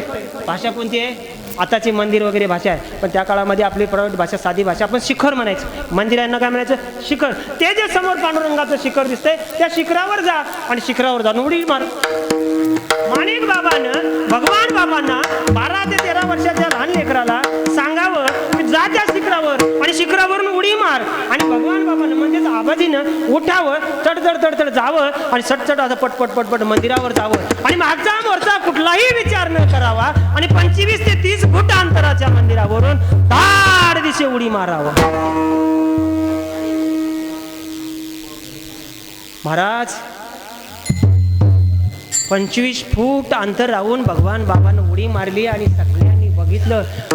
माणिक बाबाच्याच अंतकरणाला असं वाटलं की आता भगवान संपला, आबाजी आता गेला. एवढ्या 30 फुटावर उडी मारल्याच्या नंतर आबाजी कसं वाचते, मी काय बोललो हे, धावत धावत आबाजी पशी गेले. सगळे मंडळी आबाजी पशी गेले. आबाजी उठून उभा राहिले आणि आबाजीलाच मग माणिक बाबा म्हणतात, अरे म्हणला म्हणून डायरेक्ट उडी मारायची काय, तुम्ही आदेश आम्ही पाळणं नाही तर कोणा पाळणं, ह्याला म्हणतात गुरुची आज्ञा. आणि गुरुची आज्ञा सहन केली, गुरुची आज्ञा मान्य केली आणि 30 फूट उंच राहून त्याने उडी मारली आणि गुरुच्या आज्ञेनं भगवान बाबा जमिनीवर पडले नाहीत. महाराज माझ्या ज्ञानोपारायणं, माझ्या भगवंतानं, साधू संतांनी त्या मंदिराच्या खाली वस्त्र धारण केलं आणि सगळे साधू महात्मे आले आणि भगवान बाबाला तारलं. हे भगवान बाबांचा इतिहास तुमच्या समोर यायला गरजेचं आहे, ही देवाची आहे. आणि ज्या वेळेस हे सगळं घडत असतंय त्यावेळेस भगवान बाबा मोठे व्हायला लागले आणि मग मात्र माणिक बाबाला, घरच्यांना, परिसरातल्या सगळ्यांना समजायला लागलं की भगवान बाबा म्हणजे आबाजी लहान व्यक्ती नाहीत, आबाजी हा पोरगा लहान माणूस नाही, हा कोणीतरी अवतार पुरुष आहे, हा कोणीतरी मोठा महात्मा होणारा आहे. आणि मग या माणसाचं काय करावं, या लेकराचं काय करावं ही काळजी लागली. ह्याला शिक्षण झालं पाहिजे, हे मोठा झाला पाहिजे. आणि बघता बघता त्याच परिसरामध्ये बंकट स्वामी महाराज भेटायसाठी आले आणि कीर्तनाच्या माध्यमातून बंकट स्वामी महाराजांनी कीर्तन केलं आणि गडावर थांबले. आणि गडावर थांबल्याच्या नंतर बंकट स्वामी महाराजाची नजर आबाजीवर गेली आणि आबाजीवर गेल्याच्या नंतर हे लेकरू कोण आहे, हे लेकरू कोण आहे. आणि मग त्यावेळेस आबाजी नावाच्या लेकराला, ज्या वेळेस आतापर्यंत माणिक बाबा आबाजी नावानं बोलत होते त्या लेकराला माणिक बाबानं सुपे सावरगावचा आबाजी म्हणले नाहीत, तर मग भगवान बाबांना म्हणजेच आबाजीला बंकट स्वामीच्या समोर हे माझा भगवान आहे म्हणून भगवान बाबा की, भगवान बाबा की, भगवान बाबाच्या नामकरणाला माणिक गडावर म्हणजेच नारायण गडावर माणिक बाबाच्या मुखातून भगवान हे नाव आलं.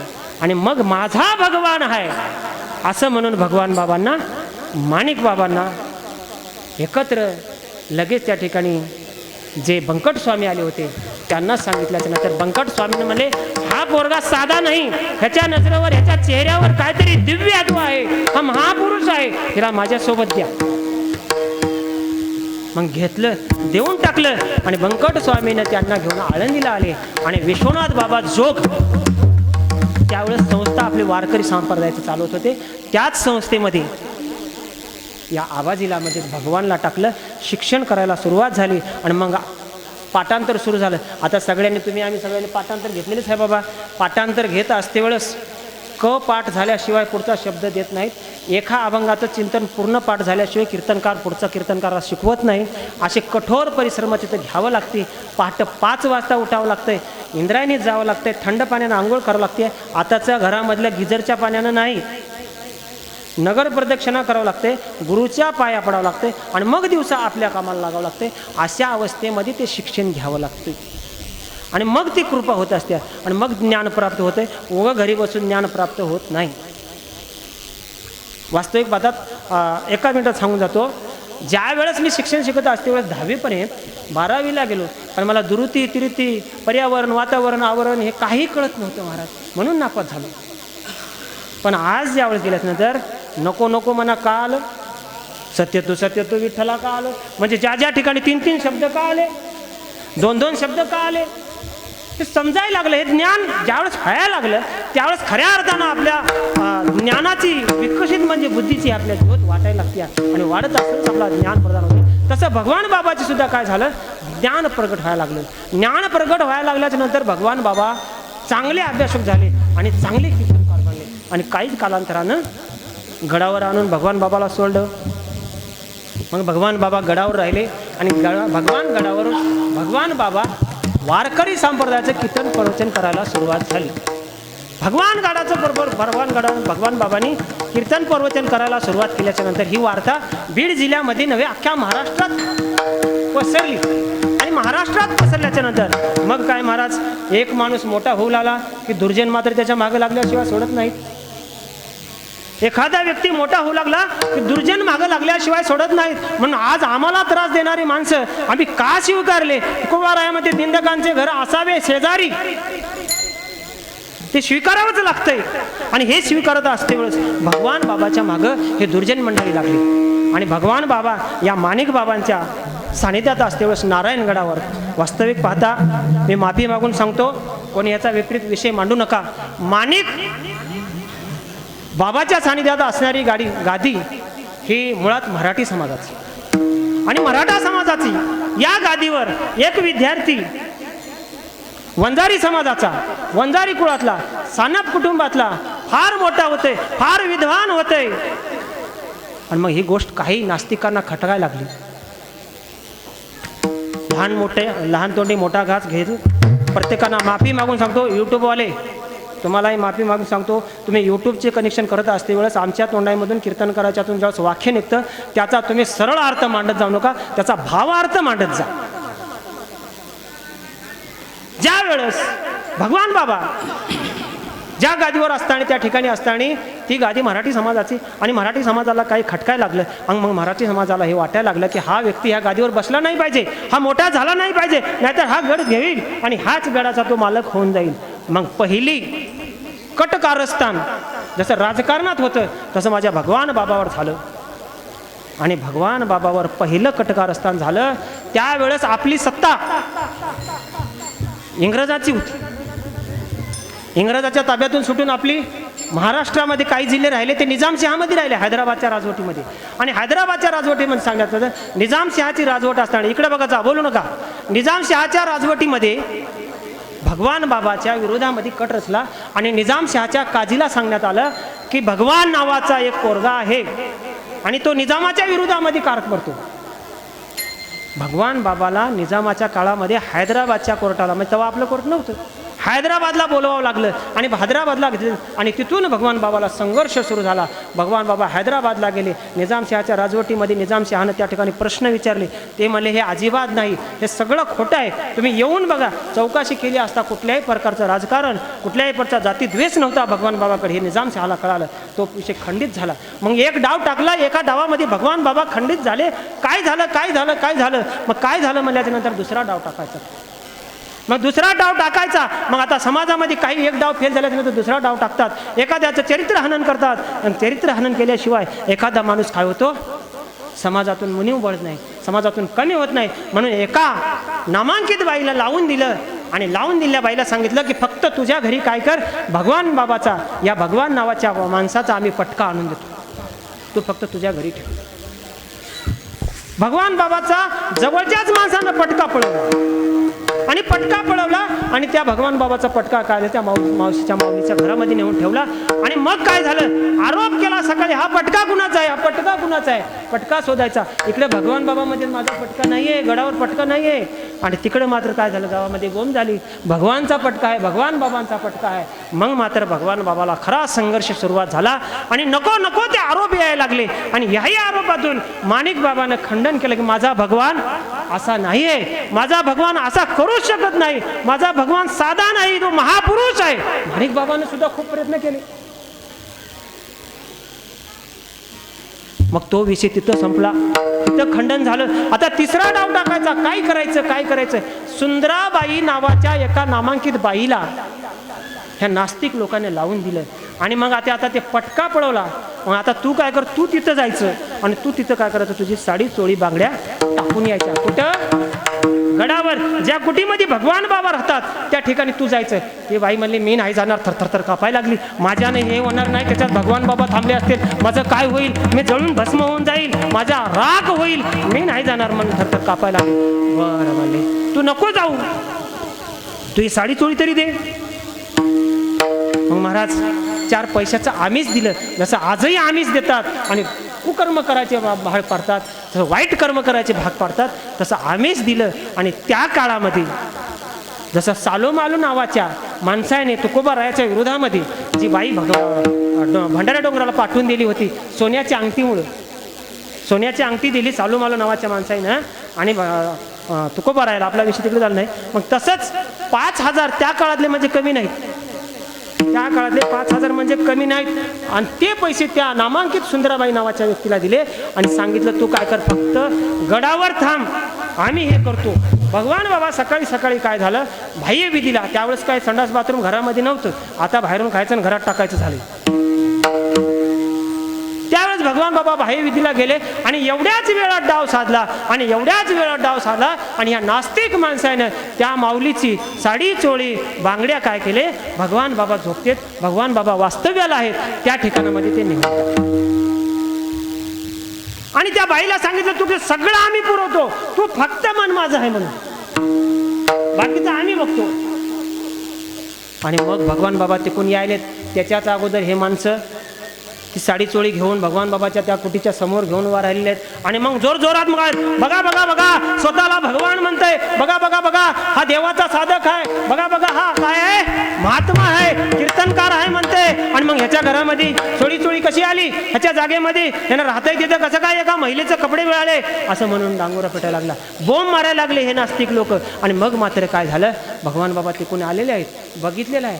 आणि मग मात्र झालं, आता मात्र भगवान बाबाचा सुद्धा काय करते माणूस महाराज, किती किती सहन करते माणूस. पण सहन करता करता काय झालं, भगवान बाबा सुद्धा निर्विघ्न झाले. आणि मग असं झाल्याच्या नंतर काय झालं, याच पुराव्या आधारे भगवान बाबावर आष्टीच्या कोर्टामध्ये, इकडे लक्ष द्या, विषय महत्वाचा आहे. हो महिला मंडळ, 498 करणाऱ्या महिला मंडळ, डीवीची केस नवऱ्यावर टाकणाऱ्या महिला मंडळ, हे आज नाही त्यावेळेस बी होतं. 498 टाकायचं, सासूचं नाव घालायचं, सासऱ्याचं नाव घालायचं, नवऱ्याला त्रास द्यायचा, डीवीची टाकायची, 125ची पोटगी लावायची, गरीब असलं तरी त्याची वाट लावून टाकायची, देवा समान सासू सासरे असतील त्याचीही वाट लावून टाकायची. मग त्यावेळेस या बाईनं आष्टीच्या कोर्टामध्ये फक्त केसेस दाखल केली भगवान बाबावर.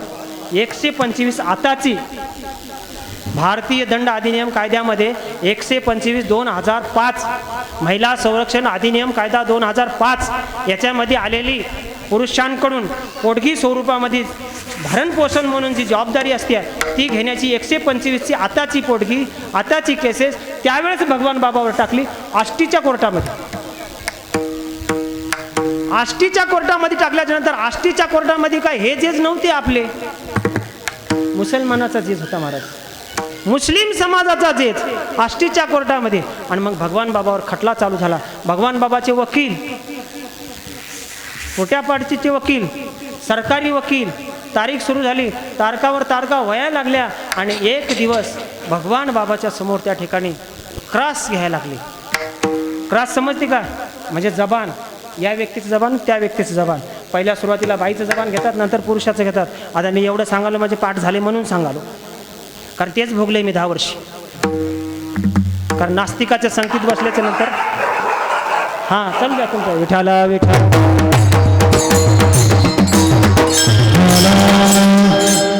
त्यांनी संधी साधून घेतलीच की ते काय सोडलं का त्यांनी. मग अशा कोर्टामध्ये चलत नाही. एक दिवस झाला क्रॉस घेतली आणि क्रॉसच्या नंतर त्या ठिकाणी बाईला उभा केलंय, कटघरामध्ये बाईला उभा केलाय. पुढून जेच बसलेले आहेत, एकूण भगवान बाबांचे वकील आहेत, त्या बाजूनं बाईचा वकील आहे, पुढून सरकारचा वकील आहे. पण भगवान बाबांच्या वकिलामध्ये साक्षात भगवंतानं रूप धारण करून भगवान बाबाच्या वकिलामध्ये शिरले आणि स्वतः भगवान बाबाची वकिली देव स्वरूपात असणारा भगवान परमात्मा पांडुरंग करायला लागला.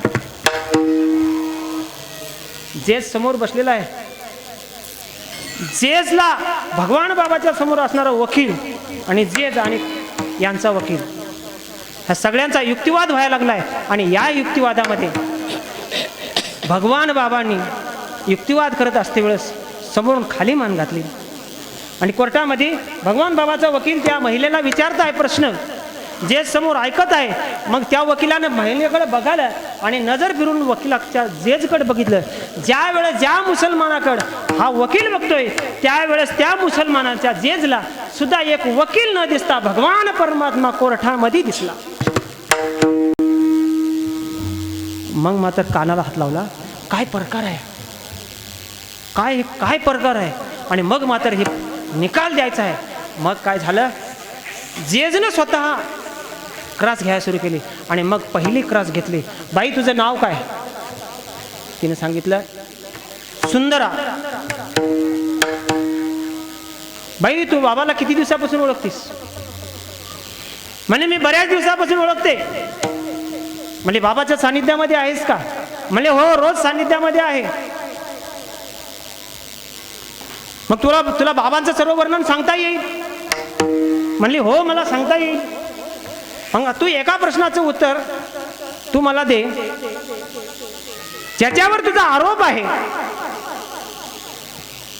भगवान बाबावर तुझा आरोप आहे, त्या आरोपाचं खंडन करण्यासाठी मी तुला एक प्रश्न विचारतो.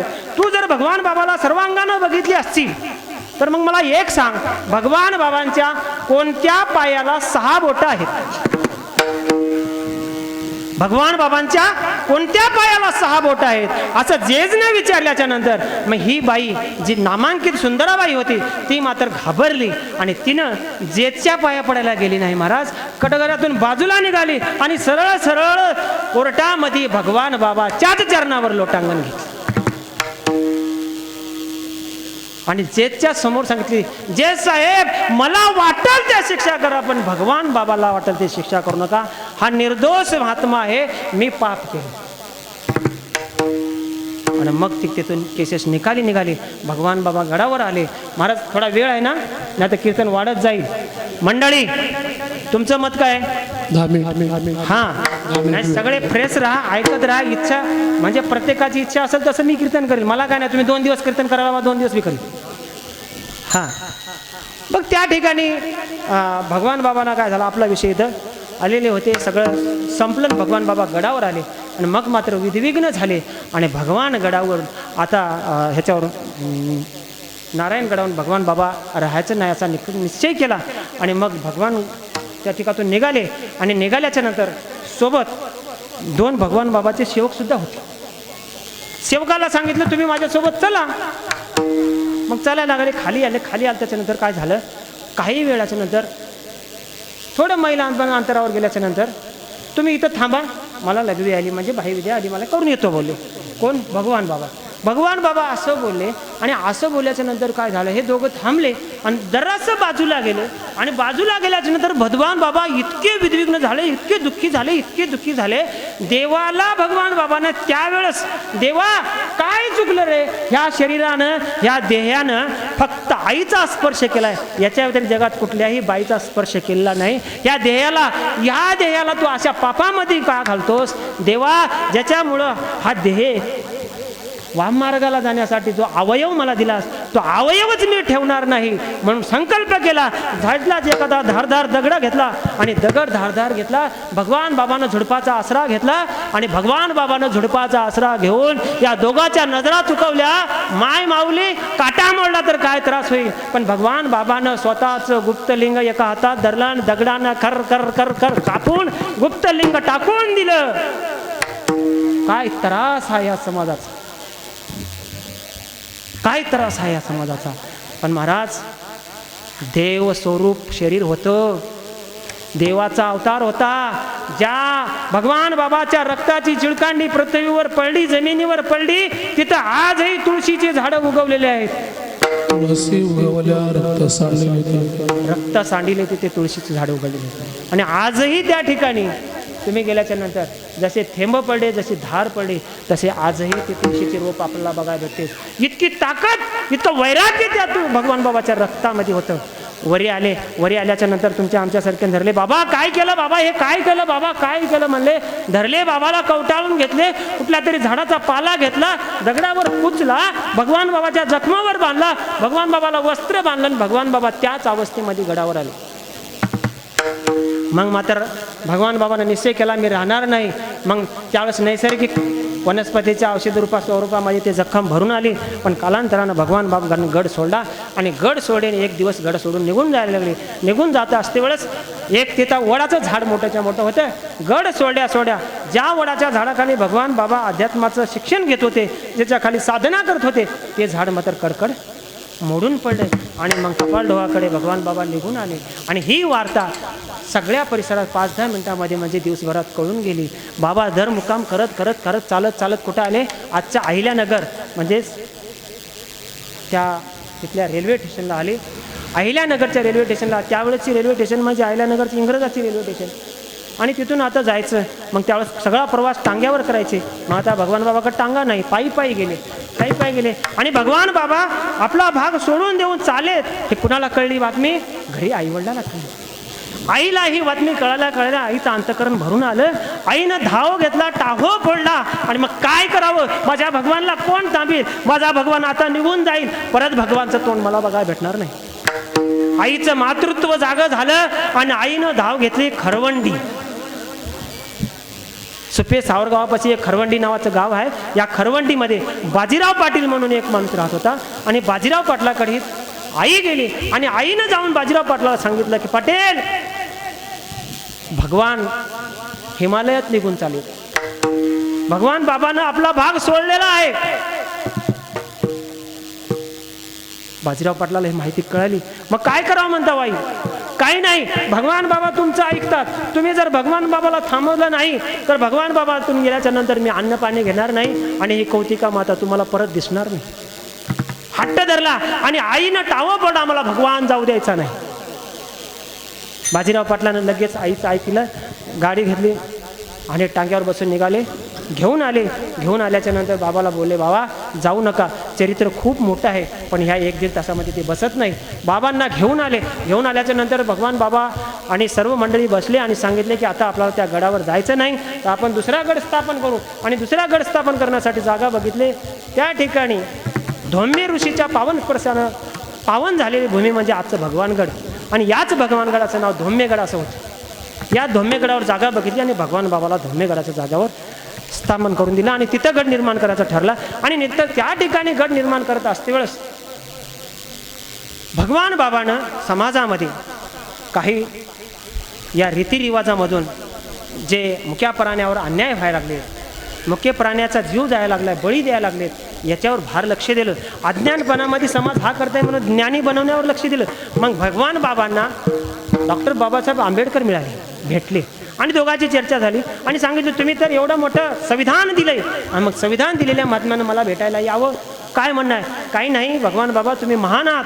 आम्ही संविधान जरी दिलं असलं तर हे जग तुमचं ऐकत आहे. तुम्ही एक शब्द टाकला तर जग तुमच्या शब्दाला मान देतं, तुमचं ऐकत आहे. काही करा, फक्त जगामध्ये एक सांगा, अज्ञान दूर होण्यासाठी ज्ञान प्रधान व्हा, ज्ञान प्रथन करा आणि ज्ञान ग्रहण झाला तर तुमचं दुःख संपून जाईल. मग भगवान बाबाने त्यावेळेसचा मंत्र दिला, 1 एकर इका पण शाळा शिका. ज्ञान शिका आणि मग हे शिक्षण घ्यायला सांगितलं. भगवान बाबांना अनेक प्रकार केले. कालखंडाने एक दिवस पावसाळा होता, भगवान बाबाला कीर्तनाला बोलवलं. अत्यंत पाऊस पडला आणि पलीकडचं एक गाव होतं ना, अलीकडून भगवान बाबा जायला लागले. मध्ये नदी आली, पाणी आलं, प्रवाह वाहत होता. प्रवाह वाहत असतं आणि कीर्तनाला तर जाणार, आणि त्या ठिकाणी कीर्तन जरी असलं तर त्यावेळेच्या अज्ञानापोटी काय होतं, बळीचे बकरी द्यायचे, बकऱ्याचे बळी द्यायचे. आणि भगवान बाबा तिथं जाणं गरजेचं होतं. म्हणून भगवान बाबानं आपला पंचा काढला, त्या पाण्यावर आतरले आणि पाण्यावर ज्ञानेश्वरी ठेवली आणि ज्ञानेश्वरीला नमन केलं आणि ज्ञानोबारायाला सांगितलं. भगवान बाबांनी ज्ञानोबारायाला सांगितलं, अरे ज्या प्रकारे तुकोबारायाच्या ओव्या बुडू दिल्या नाहीत, ते गंगा, ते पाणी मी ज्ञानेश्वरी बुडू देणार नाही. स्वतःचं अस्तित्व मोठं केलं नाही, हे ज्ञानेश्वरी मला तारून नेईल, ही तुमची ज्ञानेश्वरी मला पलीकडे तारून नेईल म्हणले. आणि ज्ञानेश्वरीचा समोर पंचा आतरला, वर ज्ञानेश्वरी ठेवली. आणि पुरामध्ये पाण्याच्या ओढ्यामध्ये भगवान बाबा त्या ज्ञानेश्वरीच्या बाजूला बसले. आणि आजही आपण जे भगवान बाबाची फोटो बघतो, ती फोटो त्याच नदीमधली आहे, त्याच ह्याच्यामधली आहे. भगवान बाबा ज्ञानेश्वरीच्या बाजूला बसल्याच्या नंतर तेच पंचा सरळ पलीकडे गेला आणि कालांतरानं पलीकडचा कीर्तनाचा कार्यक्रम झाला. आणि कार्यक्रम झाल्याच्या नंतर तिथली जी घटना घडणार होती ते टळली. लोकात प्रबोधन झालं, भगवान बाबा शिकवायला लागले आणि शिकवता शिकवता कालखंडातून पुढे गेला. आणि मग मात्र कीर्तन भजन झालं. एका ठिकाणी दगडोबा नावाचा बाबा, लोकांना काय शेंद्र पुसू पुसू गावाच्या शेजारी देव केलेले, उगा शेंद्रपूचा देव आहे म्हणायचं. मग तशा त्या देवाची यात्रा, आणि मग त्या यात्रेनिमित्तानं आदल्या दिवशी कीर्तन व्हायचं आणि दुसऱ्या दिवशी सकाळी काय करायचं, तिथं हाल्या कापायचा, गाय कापायची, एक प्राणी तिथं बळी द्यायचा.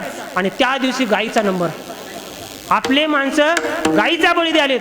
आणि हे भगवान बाबाला समजलं. महाराज भगवान बाबानं काय करावं, झालं आपलं चरित्र 5 मिनिटांमध्ये संपू. भगवान बाबांनी त्या गायीपाशी कीर्तन झाल्याच्या नंतर जावं आणि लोकांना समजून सांगावं की अरे तुमचा जीव, आपला जीव, सगळ्यांचा जीव एक आहे, त्या मुक्या प्राण्याला का मारता, ती आपली माता आहे. लोक ऐकायला तयार नाहीत, ऐकायला. भगवान बाबा सांगितले, भगवान बाबाने सांगितले, जर तुम्हाला गाय कापायची असेल तर गायीची मान अशी कवठाळली भगवान बाबांनी, आणि पहिली तुम्हाला सुरी या भगवान बाबांच्या गळ्यावर चालवावं लागल आणि मग गाय कापावं लागल, अन्यथा गाय कापू देणार नाही, असा भगवान बाबाने हट्ट केला. मग ह्यालाच म्हणतात महाराज संत, जे का रंजले गांजले त्याची साधू ओळखावा देवतेची जाणावा. अरे त्या गायीचा उद्धार करण्यासाठी, गायीला जीवन जगण्यासाठी हे महान महात्मे जन्माला आले. आणि ह्याच आत्म्यानं म्हणजेच ह्या सगळ्या समाजाचा उद्धार करण्यासाठी जन्माला आले. यांचा अवतारच त्याच्यासाठी होता. अभंगाचं दुसरं चरण, अवतार तुम्हा धराया,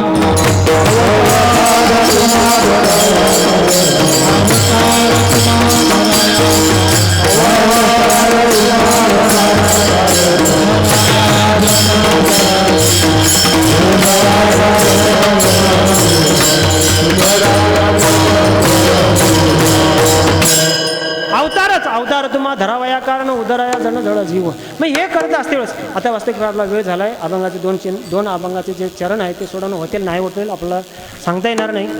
मग ज्यावेळेस हे सगळं घडत गेलं आणि सगळं घडत गेल्याच्या नंतर भगवान बाबा एका कीर्तनाला गेले. आणि कीर्तनाला गेल्याच्या नंतर भगवान बाबाला अचानक ताप आला.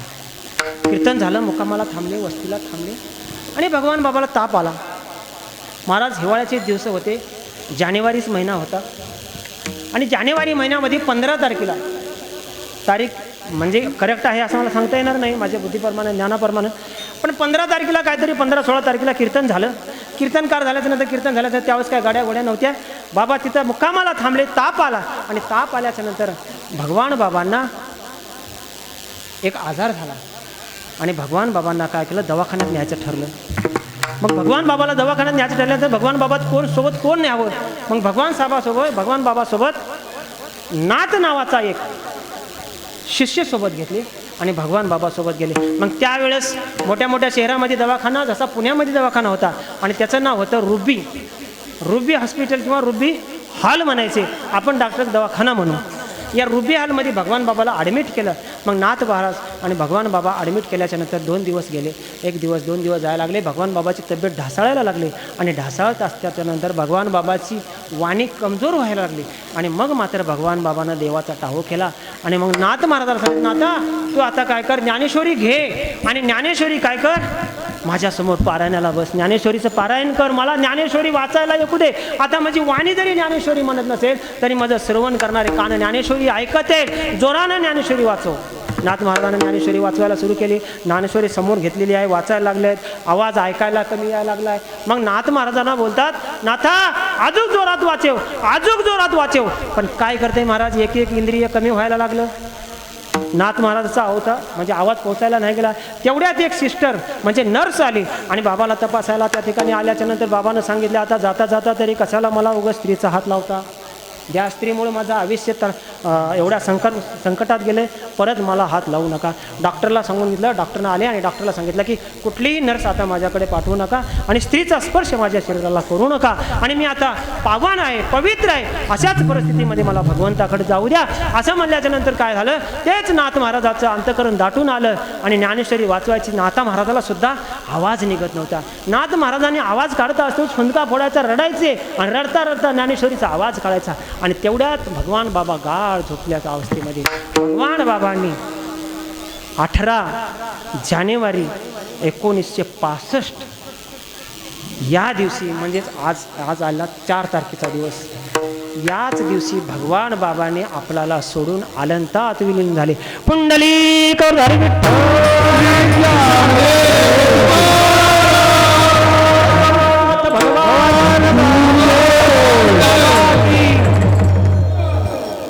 भगवान बाबाचा पार्थिव देह त्या दवाखान्यात पडलेला आहे आणि मग मात्र त्यावेळेस आपल्याकडे टी व्ही वगैरे नव्हते, रेडिओ होते आणि रेडिओवर तेव्हा मुख्य केंद्र होते नागपूर, मुंबई आणि पुणे आणि साधे केंद्र होते आपले जिल्ह्याचे. वार्ता कळवली आणि वार्ता कळवल्याच्या नंतर डॉक्टर ग्रँड नावाच्या डॉक्टरने ही वार्ता रेडिओवर सांगितली आणि ती सगळ्या परिसरात कळली. मग मात्र टाहो पडून माय माऊल्या सगळ्या भगवानगडाकडे यायला लागली. सगळे लोक मिळेल त्या वाहनानं, टांग्यानं, बैलगाडीनं भगवानगडावर आले आणि भगवानगडावर आल्याच्या नंतर त्या ठिकाणी भगवानगडावर भगवान बाबाचा पार्थिव देह ठेवलेला आहे आणि भगवान बाबाचा पार्थिव देहाचं दर्शन झालं. सगळ्या जड अंतकरणाने टाहो फोडून रडायला लागलेले आहेत आणि रडता रडता कोणीतरी लोटांगण घेत आहे, कोणीतरी भगवान बाबाच्या समोर रडत आहे, धावत आहे, पडत आहे. सगळेच जण भगवान बाबाला बोलत आहेत, आम्हाला सोडून का गेला, आम्हाला सोडून का गेला, आमचं काय चुकलंय काय, असं बोलत आहेत. आणि बोलता बोलता त्यावेळेस भगवान बाबांनी त्या पार्थिव देह होता, त्या पार्थिव देहाला काय झालं, आता आपण शोभायात्रा म्हणू किंवा अंत्ययात्रा म्हणू आणि निघालेले आहेत. आणि निघाल्याच्या नंतर भगवान बाबांचा 10वा विधी म्हणजे पूर्ण विधी त्या गडावर झाल्याच्या नंतर हा सोहळा भगवान बाबाच्या चिंतनामधून जो असतो तो मांडायचा. हे करत असताना सगळ्यांनी आवरले आणि निघून गेले. आपण या बी ठिकाणी आपलं कीर्तन संपलं आणि राहिलेले 2 चरण पुन्हा योग लागला तर कधी बघू. आणि हे करतेवर सगळ्यांनी एकदा हात वर करा, भगवान बाबाचं नामस्मरण करू.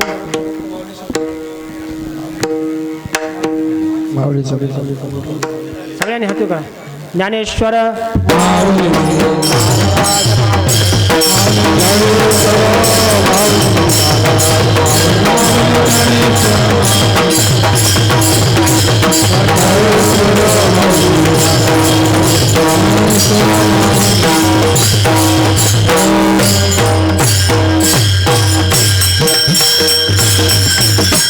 तुम्ही संत माय बाप कृपावंत कायमी पतित कीर्तिवानो अवतार तुम्हा धरावया कारण उदराया जन जड जीव वाढावया सुख भक्तिभाव धर्म कुळाचार नाम विठोबाचे अवतार तुम्हा धरावया कारण उदराया जन जड जीव.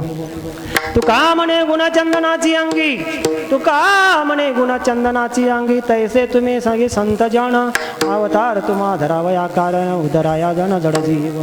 प्रस्तुत अभंगामध्ये माझ्या बुद्धीतून माझ्या वाणीतून काही चुकलं असेल, मी खरं सांगू का खूप आवरायचे प्रयत्न केलेत. आता माझं कीर्तन संध्याकाळी ऐकायला पाहिजे, मग लई रोकठोक असते.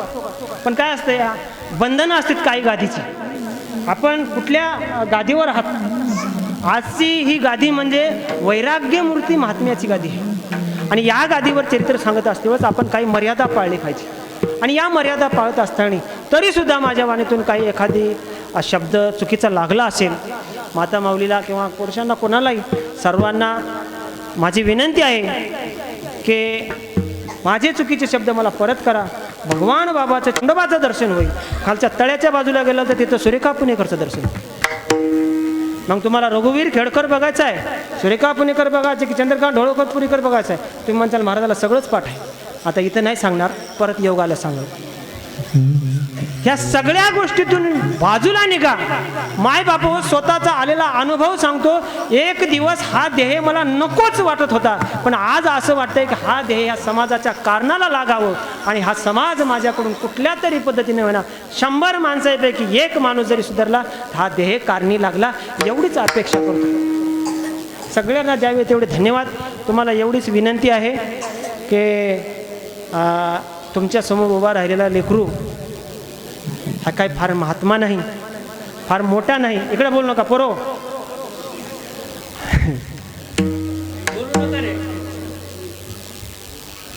चार असले तर 5वं समजा.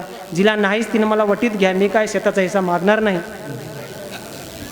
पण माझी हात जोडून तुम्हाला विनंती आहे, गेली भगवान बाबांच्या कार्यासाठी मी 10 वर्ष झालं झटतोय. चिंतनाच्या माध्यमातून भगवान बाबा सांगतोय, सांगायचे प्रयत्न करतोय, माऊली सांगायचे प्रयत्न करतोय, पण आता मात्र माझ्यात जीव राहिला नाही. मी हात जोडून मग विनंती करतो तुम्हाला, मी तुमच्याकडून काहीही मागितलं नाही, पण आज मात्र मागणार. हा देह पुढच्या वर्षी तुमच्यापाशी कीर्तन करील का सांगता येणार नाही. अशा एका आजारानं ग्रासलेला आहे मला. मी तुम्हाला भीक मागण्यासाठी सांगणार झालो, फक्त तुमच्यासमोर पदर पसरून तुमचा आशीर्वाद मागावा.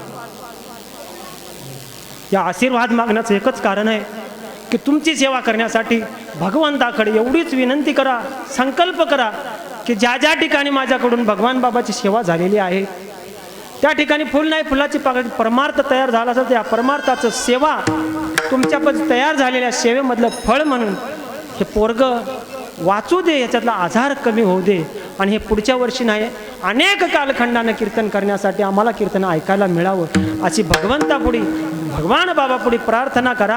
आणि मिळालेल्या आशीर्वादातून मिळालेल्या पुण्यातून माझ्या वाट्यामध्ये थोडंसं पुण्य द्या. पैसा नको, धन संपत्ती नको. इच्छा आहे असेच कीर्तन करावं ना आयुष्य तुमच्या सेवेत घालावं, एवढीच इच्छा माझी उरलेली आहे. अन्यथा मी आजही नाही असं झालेलं आहे. उभासुद्धा राहता येत नाही. दवाखान्यातून येऊन फक्त कीर्तन करतो घरी जाऊन झोपतो, ही अवस्था झालेली आहे. मला एकच विनंती आहे की सगळ्यांनी मला आशीर्वाद द्या आणि जगण्यासाठी काहीतरी भगवंताकडे कुंडली